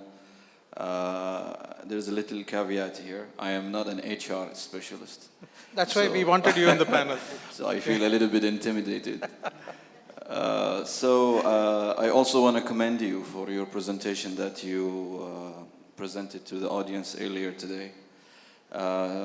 Today I have few of my colleagues from Sharaka are obviously here in the event, and I just want to bring to their attention to one of the five top traits of leadership. The fifth one is tolerance to bluntness. Bluntness. So I wish you guys take that away with you today. I think it's a very interesting question. When we look at technology and innovation and how does that impact what we do as far as talent development, I probably will take a step before that. I'm a big believer that the campus of your organization, the foundation, has to be your strategy. And when you build your strategy, it's very important that you be mindful of your talent development. Basically, what sort of skills, what sorts of staff, what sort of processes and system that you need to have in place in order for you to achieve what you would like to achieve in your strategy. So as far as technology, it impacts us in two ways, in my view. Whereas one way, we utilize technology to help us develop our staff, but also we look at technology and we see how can we improve our staff or develop our staff to make the maximum use of technology. So just to give an example, and we've been engaged recently in this exercise. Once we've developed our strategy, we looked at what sort of skills that we need to do. And obviously, technology can be very helpful here to map what is the gap between what we have and what we want to be. And then a practical way of how can we use e-learning and what technology provides us with now. I think one thing, that big advantage we see now is that accessibility to a top-notch schools is becoming available. I mean, I'm old enough 20 years ago, if I go to my HR manager and I told him I want to attend a Harvard course, he probably would look at me in a weird way. Yeah. But nowadays, you really can tap into the best. Yeah. So it's and somehow, I think it's been democratized, the accessibility to the top notch of schools. So the technology helps on that one. Another thing which is very important for us in terms of leadership development and talent management is basically building a very healthy culture. To us, culture is not something that we just talk about once in our town halls. Culture is something that we talk about every day. And it was very important to identify what are the behaviors that we think is important to have a healthy culture, which we really think it's a source of our competitive advantage. So technology also enabled us to really foster a healthy culture. So we subscribed all our staff into this digital platform where we can talk about culture. There will be videos that talk about culture, discussion boards, points, and questions. And that's how you keep the culture alive and also hold each other accountable. On the other side, when we look at the processes and the systems, I think it's important for every organization today to understand the level of, let's say, if we're talking about AI, for example, our colleagues talked earlier, what is the level of literacy when it comes to AI? I know I know very little about it, but I think that's the first step which we're trying to do. So right now we are really looking at a third party where we really want to understand. We want them to understand what we do internally as a back office, and how can we, what are the tools that is available that we can use to improve our productivity. And subsequently, we can then train our staff and bring them up to speed. Then the next phase, how we can do in terms of our customer-facing activities and really making real changes in our business model, where we can then make the best use of technology. So this is how we look at that. Lovely, lovely. Lots of very important points in terms of how do you leverage technology in terms of building talent.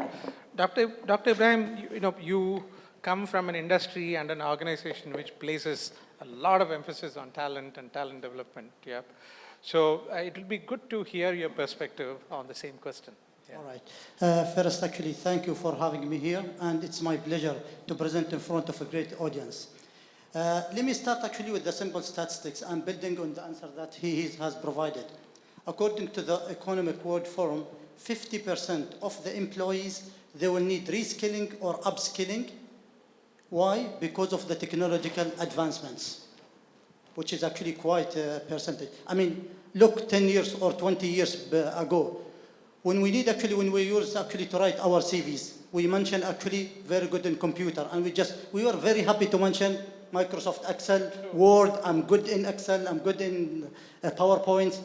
But actually recently, if you see actually the CVs of the graduates, I saw some of them, they are putting actually some of them experience or mastery levels in using AI, which is sometimes make me wondering, did you use it to finish all your assignments? These actually see some of these things, they are actually because of the technological advancements, you need to adapt what's happening outside.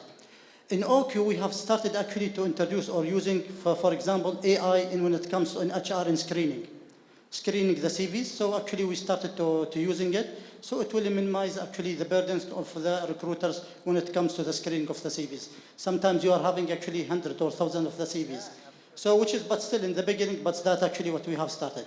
I saw it even in other companies, like for example, Higher View, they are even using AI for the interview stage, even at that stage.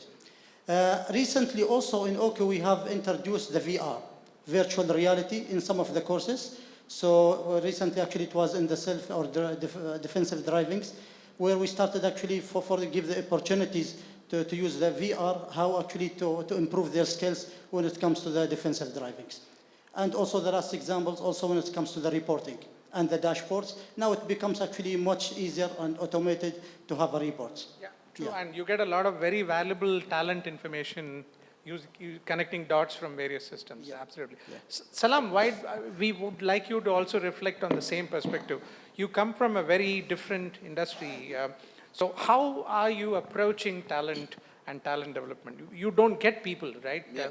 There are not too many aviation companies. So how do you work? How do you work on this area? Yeah. Look, I will not talk much about Oman Air because I joined them recently.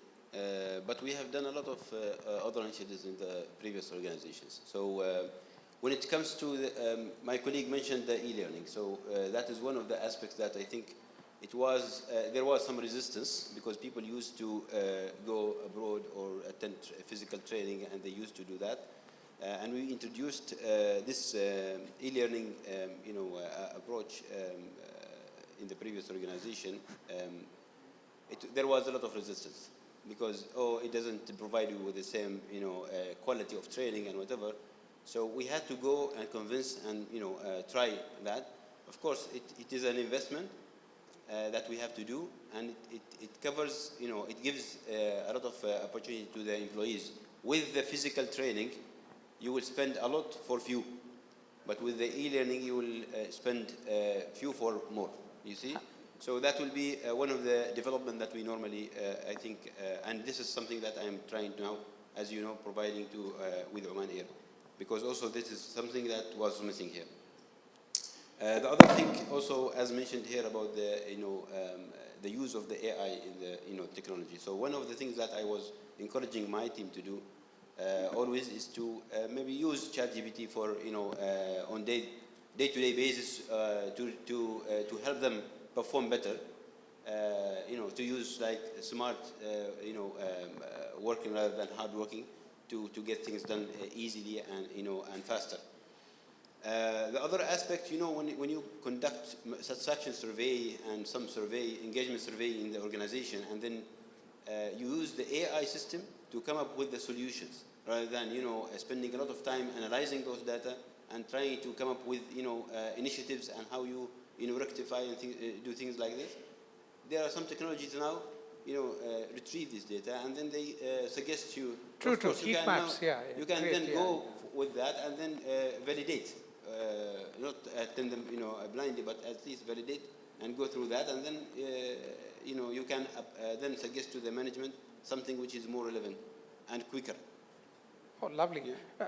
I think we all need to develop the skill of how to ask questions to ChatGPT now. Exactly. You should ask the right questions. So I think that becomes a very critical factor. Oh, great views, all three of you. And then Yeah. you will improve. Audience, give all the three of them a big hand for a very beautiful set of answer for that very tough question. Yeah. So the next question is to you, Gautam. It's about future of work. You have traveled the world. You interact with the best leaders across the globe. You've seen, observed industries, leaders across. So what do you perceive is the biggest challenge for future of work in the next decade? And how are organizations generally preparing for this challenge? Thank you. Thank you, Venkatesh, for that question. To me, one thing that we know is constant is change. And the only difference, I'd say, from my experience in the last few years is the speed of change. And so one really needs to ensure our employees and organizations are embracing the speed of change so they're prepared and future ready. Because the future of work is changing, the way of business is changing, the way customer experience is changing. So if every experience from internal to external is changing, then we as leaders need to embrace that. There's no room for complacency. There's no room for the way it was done. Or the famous book of Marshall Goldsmith, he says, what got you here won't get you there. And just the title of that book is really, if you listen to it, you realize that, I as a leader need to keep evolving. I need to enhance my skills. I need to embrace technology. I need to update my knowledge and skill set so that I'm future ready as a leader, because you're the one that people are looking up to. So it all starts from the top. The leaders need to embrace the changes that are happening and instill the confidence in the people that we're here, be it with technology, be it in any area of work, to take that forward. Absolutely. As leaders, we need to be first future ready before we ask others. I think a very, very valid point. Thank you for that. Dr. Ibrahim, your perspective on how do you foresee future of work? Again, oil and gas is considered as an industry where people are not really getting into it. May not be Oman as a perspective, but young force are not getting into the fossil fuel industry, right? So is there a challenge 10 years from now, 15 years from now? How do you see future of work from an oil and gas perspective?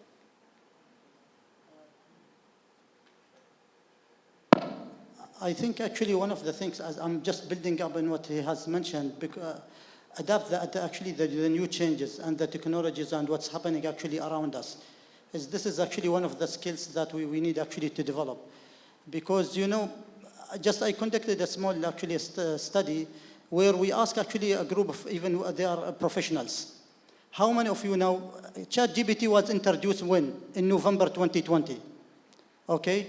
Now actually, and how many versions they have made? More than 3 or 4 versions of ChatGPTs. Recently, just before 2 days, actually ChatGPT 4.0 or 4.0, they are calling it. Now, how many of these actually professionals, they know about ChatGPT? Out of the 20 who were actually attending that seminar workshops, believe it or not, just maybe 3 or 4 who are using it. The vast majority, they said, we heard about it, but we don't know, actually, we haven't used it. So that actually, adaptability and accepting that change, I think that's going to actually play a major difference in the coming few years. Yeah. Lovely, lovely, great. Again, as I said, it's on how do you leverage using an existing technology to your advantage? How do you spend more quality time in analyzing data rather than churning data is where we all need to focus. So can we put the next question on Slido while I ask the next question? We have some homework for you while I do this. So what do you think is the main challenge to keep up with the rapid technological changes? So we have given you 3 answers, so please vote while we answer this question. All right, the next question is on skill gap. Okay, we all spoke about skill gap, okay? So this question is to Case. In what ways is your organization approaching skills gap? Again, in the banking industry, I think digitization technology is happening in the most fastest possible manner, right? So what is the kind of skill gaps you have and what kind of challenges are you facing and what initiative have you taken to ensure your future readiness? Very specific initiatives in Bank Dhofar. Thank you very much. I mean, I just want to go ahead with Dr. Rahim. He just said something about ChatGPT. Learning how to use ChatGPT on its own is a skill. Yeah. Asking the right questions and trying to get the right answer is something that you need to go and maybe even study. So that's a skill that I think a lot of people need for the future. In addition to this, we do a lot of trading needs analysis to understand where the bank is going, what kind of strategy we need to implement, and then based on that, we develop the skills that are required to push us forward. The skills that we needed maybe 5-10 years back are definitely different to what we need in the future. So we allow for self-assessments, we try and do 360s whenever it's possible. We've recently introduced monthly check-ins where we just understand if there's a lack in specific competencies. We're working on developing competencies for each job role so that we make sure that everybody knows what he needs and then line managers can literally assess the capability of that individual and find out if they're at that level or not at that level. Bank Dhofar is definitely taking it to the next level when it comes to skill development.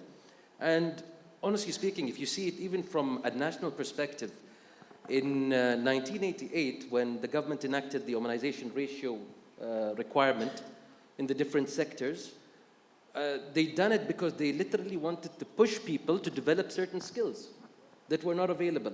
And then they said, you know what, we'll push it to 30, 40, 60. And today we're extremely proud to say that in the banking sector, we're at 90%. And not only that, the other very proud moment for us all, I'm sure, is that even just, I think it was last year, 207 positions that were previously blocked for only the expatriate population have been opened up to Omanis.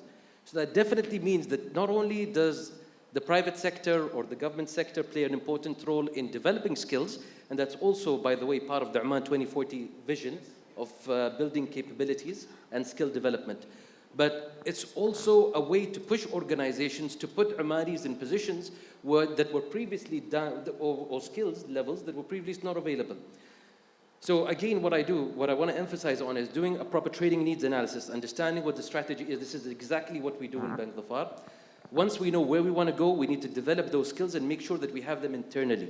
Even if we need to borrow from the market and bring those expertise into the organization, allow for someone to shadow that person and then take on that skills and replicate it throughout the organization. I think it's very important that we understand the skills that are required to take us to the next level. Like you mentioned, Doctor. ChatGPT is amazing. It's very helpful. I use it myself. However, it's not about just plugging in a question, waiting for an answer, but the art of questioning. How you detail down your question is the way you're actually going to get the answer. And I think maybe that's something that we need to develop in our employees moving forward. Yeah, true. Isam, what about you? Same question, what is Oman Arab Bank specifically doing to manage the skill gap? Thanks, Venkat. I think many of the stuff that Qais has mentioned are things that we are doing also at the bank, about having a relevant, competence framework that is easily understood, I think across the whole organization, is one of the key success factors in my view. I want to dwell a bit more on the importance of ensuring that your middle management, your frontline leaders understand and have the required skills to properly assess their individuals and their teams. Yeah, you could have a fantastic competence framework, but unless you have people on the ground who can objectively assess those skill gaps, I think regardless of what system you have in place, it's not going to give you the outputs that you're looking for. So for me, one of the key success factors here is ensuring that our frontline leaders are good coaches, are able to sustain that and nurture that environment where staff and individuals are hungry to continuously learn, develop themselves, be inquisitive, and also be accountable. Yeah? And unless line managers are able to do that consistently, we will struggle and we'll always have this challenge of ensuring that we have bridged the gap in terms of the skills required for now and for the future. Oh, lovely. Very, very valuable thoughts. A lot of learning and this for us. Salam, we want you to reflect on the same question from the aviation perspective. Again, an industry where you don't have so much of talent available. You can't just advertise and recruit a local talent available for the industry. You still very heavily rely on external talent outside the country. So how the aviation industry is looking at skill gap and what's happening in that space? Again, let me go back to what I've done with TRA, because I've just recently joined. However, of course, now if we talk about airline, now we have, of course, some technical skills that normally mandated by the regulator, and we know what we need to develop, and there is assessment, and there is, that is straightforward, apart from the other, roles. But if I go back to the TRA, there used to be, again, courses. People are choosing courses based on, they want to go that country, or they want to go to this, training facility. They want to spend time on this specific date, on this, away from office. So it's not like about, I need actually this, topic, you see. So what we have done is we have created, first of all, the job profiles.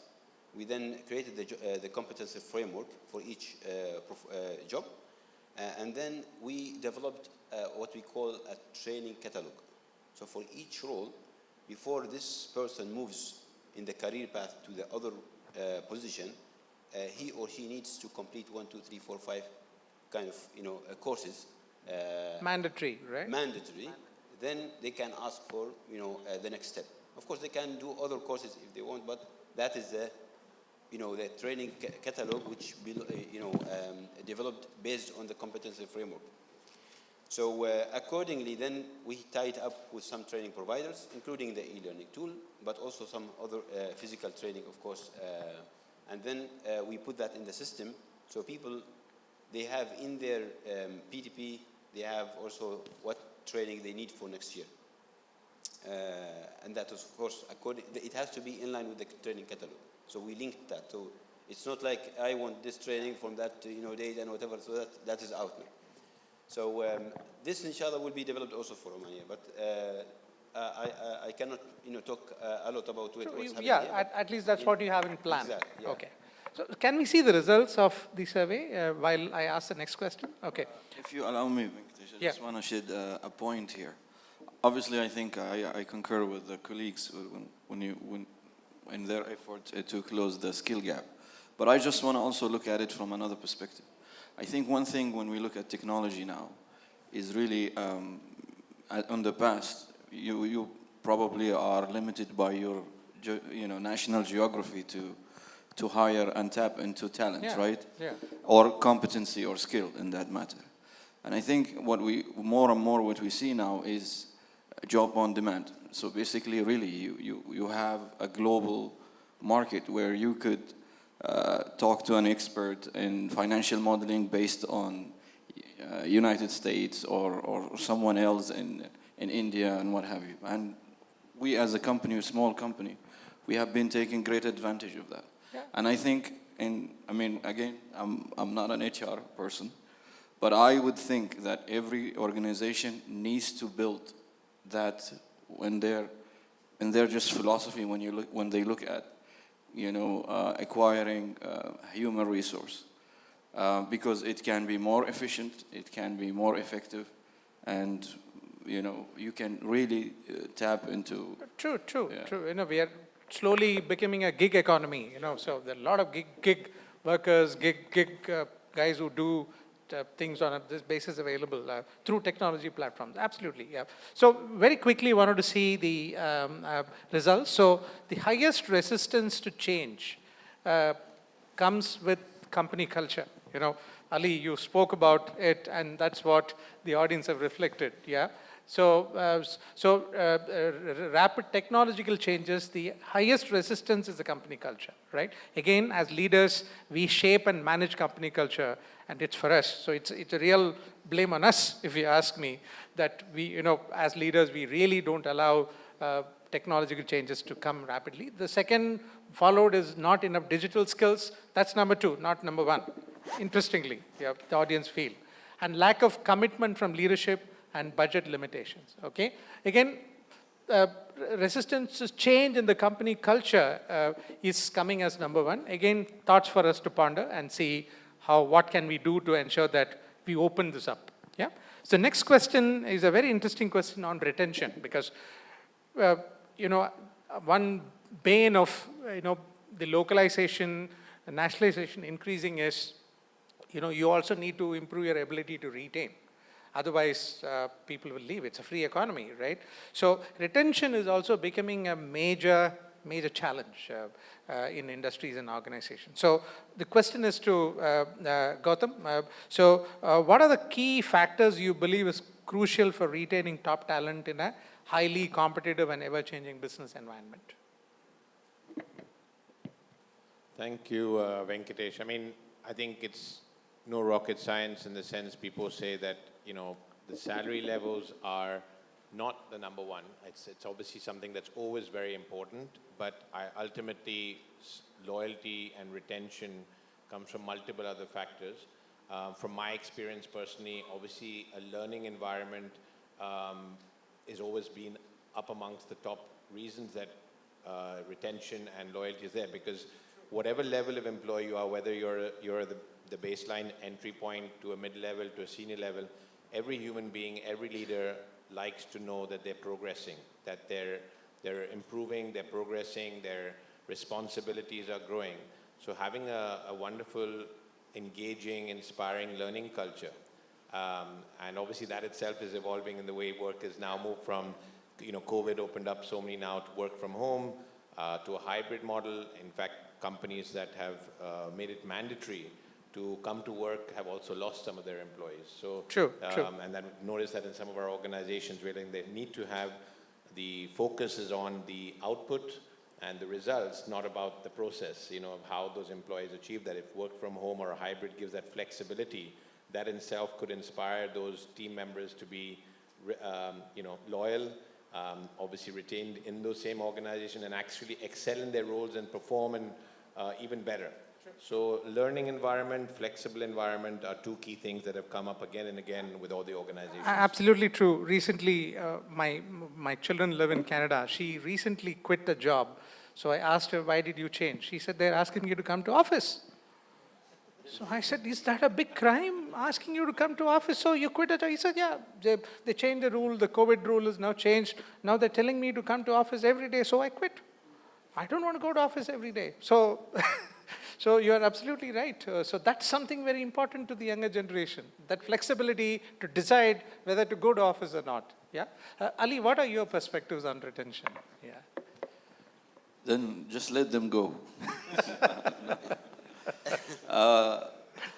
I think the retention strategy starts from the recruitment time. If you really ask me, I think if an organization really know what they're looking for, and I think again going back to the technology today more than any other time, technology gives us visibility to a lot of talents. I mean, just looked at, for example, in LinkedIn, you get to know a lot of people now.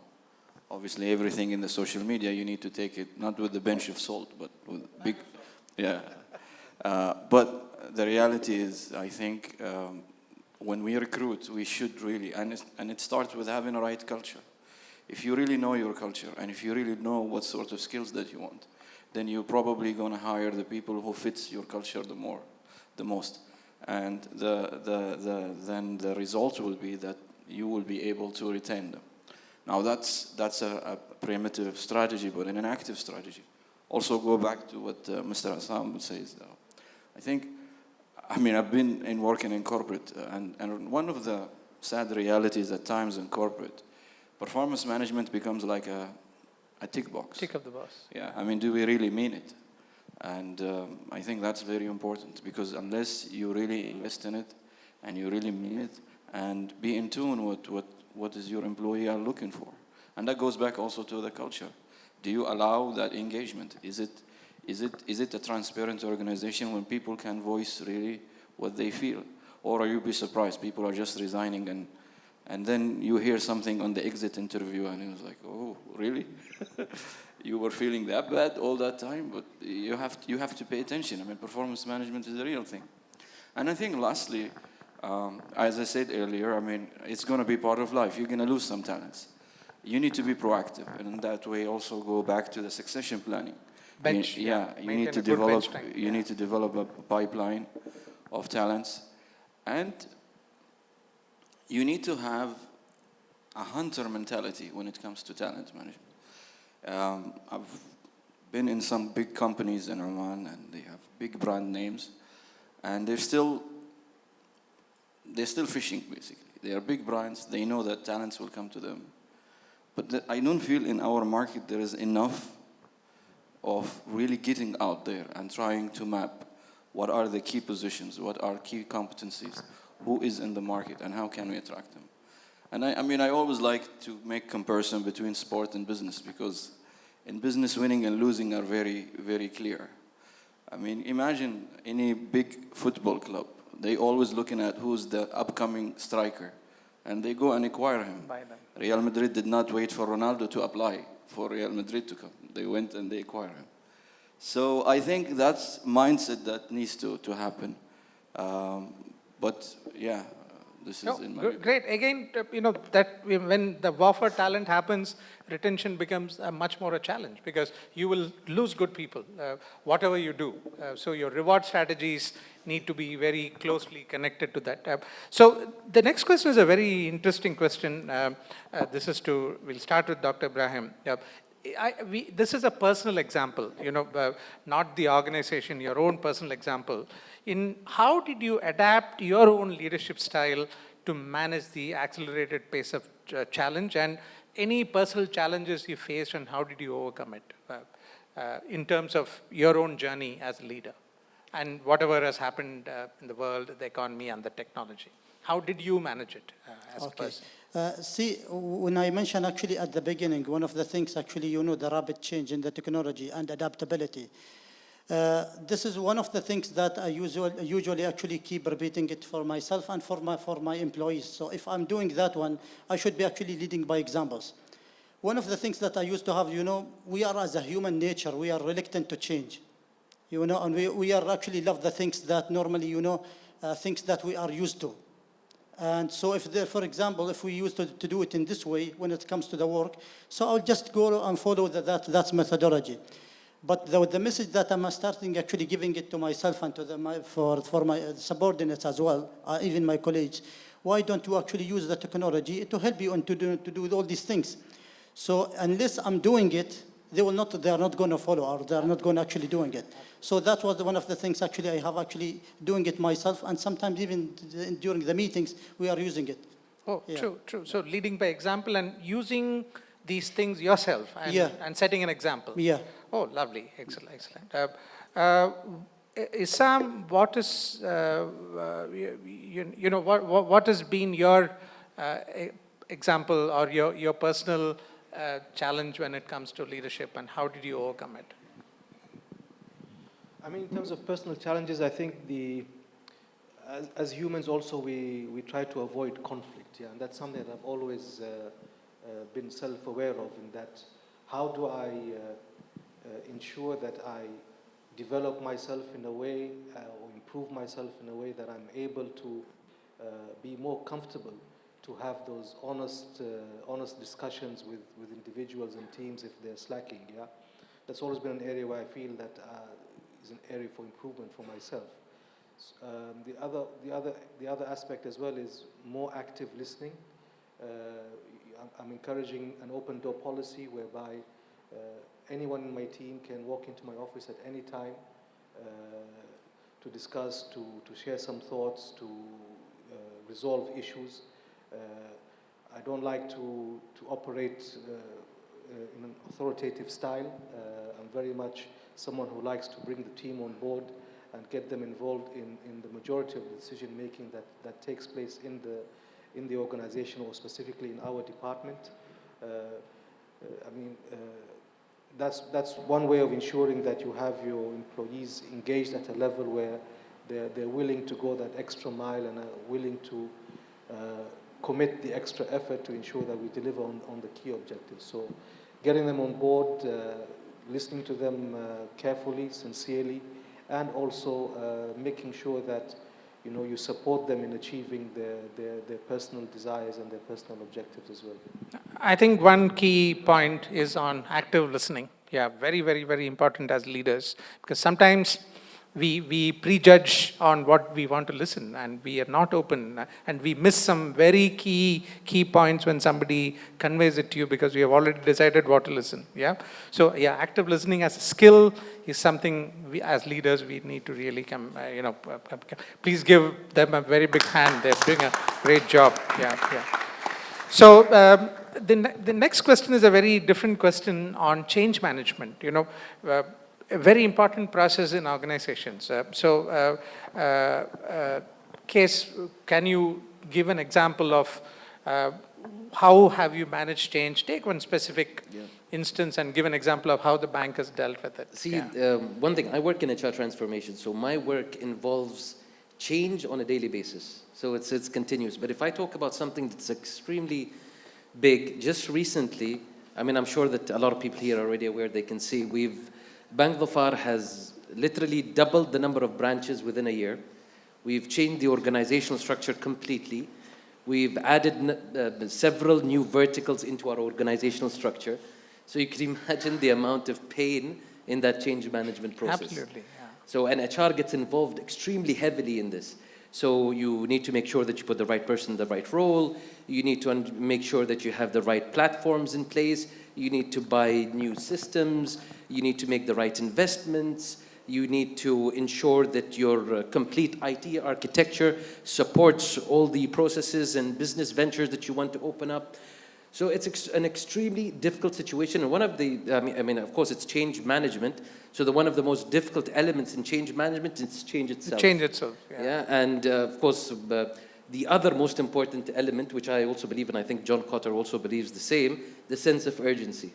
I think we need to really focus on the sense of urgency here in Oman. Some people usually say, you know what, I'll do it tomorrow. You can't do it tomorrow if you want to change the whole organization. So yeah, I think I can go on and on. It's a long story. Anybody wants to know in detail, I can sit down with them. But yes, I think this is one of the biggest change management initiatives that has ever taken place in Bank Dhofar. And it's been extremely successful. And I'm sure a lot of people will be shocked that this was done within 6 months. Oh. At least the organizational change was done within 6 months. Yeah. The opening of branches, of course, took a little bit of time, but we're so glad we've doubled the numbers within a year, so that was the biggest initiative. Lovely. Great. Shortage of time, so we may have to cut short some questions, but let's quickly go through. Dr. Ibrahim, one question for you, that just choose 2 leadership skills which are most critical in managing future in an organization change, and how and why so, 2 critical leadership skills which in terms of managing the future of an organization. Okay. You saw actually the presentation that actually previously before these sessions, and they mentioned actually a number of key traits that actually leaders need actually in the futures. Correct. But I believe actually from my perspective, I believe actually the adaptability or actually embracing the change. That's actually one of the key skills that's required, because what's happening around us is actually very fast and very quick. So unless you are adapting what's happening and what's required, you will be behind, you will be left behind. Absolutely, Yeah, yeah. absolutely. Ali, your perspective on one key leadership skill which is required. I think curiosity is very important. I think Curiosity, Yeah, okay. you need to be curious in order to develop a vision. And I think once you have that, you need to be able to reflect with it. And the last one I would look at is basically ability to execute, because a vision or a dream will become a dream unless you make it a reality. So you need to have that rigor. The power of execution. Yeah. Yeah. Oh, great answer. We are running short of time. I've got 2 minutes, so we'll try and wrap up. Thanks for the extra time. So let me come to the last question, because very important question, and we'll do it from Gautam onwards. And I would like all the panelists to answer this question. Be as short and crisp as possible. One takeaway or advice for the audience in terms of being prepared for the future world of work. What would you want to tell the audience? Wow, I mean, there's so many, but I think it really goes back to the earlier slide over the very first one where I talked about open communication. I mean, that is something that really needs to be encouraged at all levels, because when you communicate openly, there's clarity, there's transparency. When you have that, you can make decisions. Otherwise, there's ambiguity, there's assumptions, and that is something that slows people down and causes problems. So open, transparent communication at all levels, even in challenging times, it needs to be done, because then only can we make the right decisions moving So forward. open, transparent communication is one key takeaway. Dr. Ibrahim. My point is actually don't be afraid of the technology. As they ask this question, will AI actually is going to take over my job or not? AI is not going to actually, as they mentioned it several times, and they have done it before, AI is not going to actually take the jobs, but actually the person who's using AI will actually take the job of someone else. Yeah. Correct. So yeah, true. So don't be worried about AI. Be worried about the person who would replace you with the additional AI skills. Yeah, that's one key takeaway. Yeah. Ali, from yourself. It's very tough to come up with one thing, but I think you just really genuinely need to care about your people, because whatever you do, AI, without AI, whatever you want to do, at the end it goes back to the people. The personal touch. Yeah. You have to be very, very honest with yourself and do what you say what you do. Absolutely. There is no replacement to this. ChatGPT can't do this. Yeah. Salam. Well, I tend to agree with the audience when they answer the first question. So probably the communication is something is very important for in any organization, any change management, any initiatives. If we focus on that part, I think people will perceive change differently. And the other element as well, which is ownership. So also the ownership has to be taken. The ownership and communication. Okay, Isam. From my perspective, I would say everything that has been said here is exactly what is needed.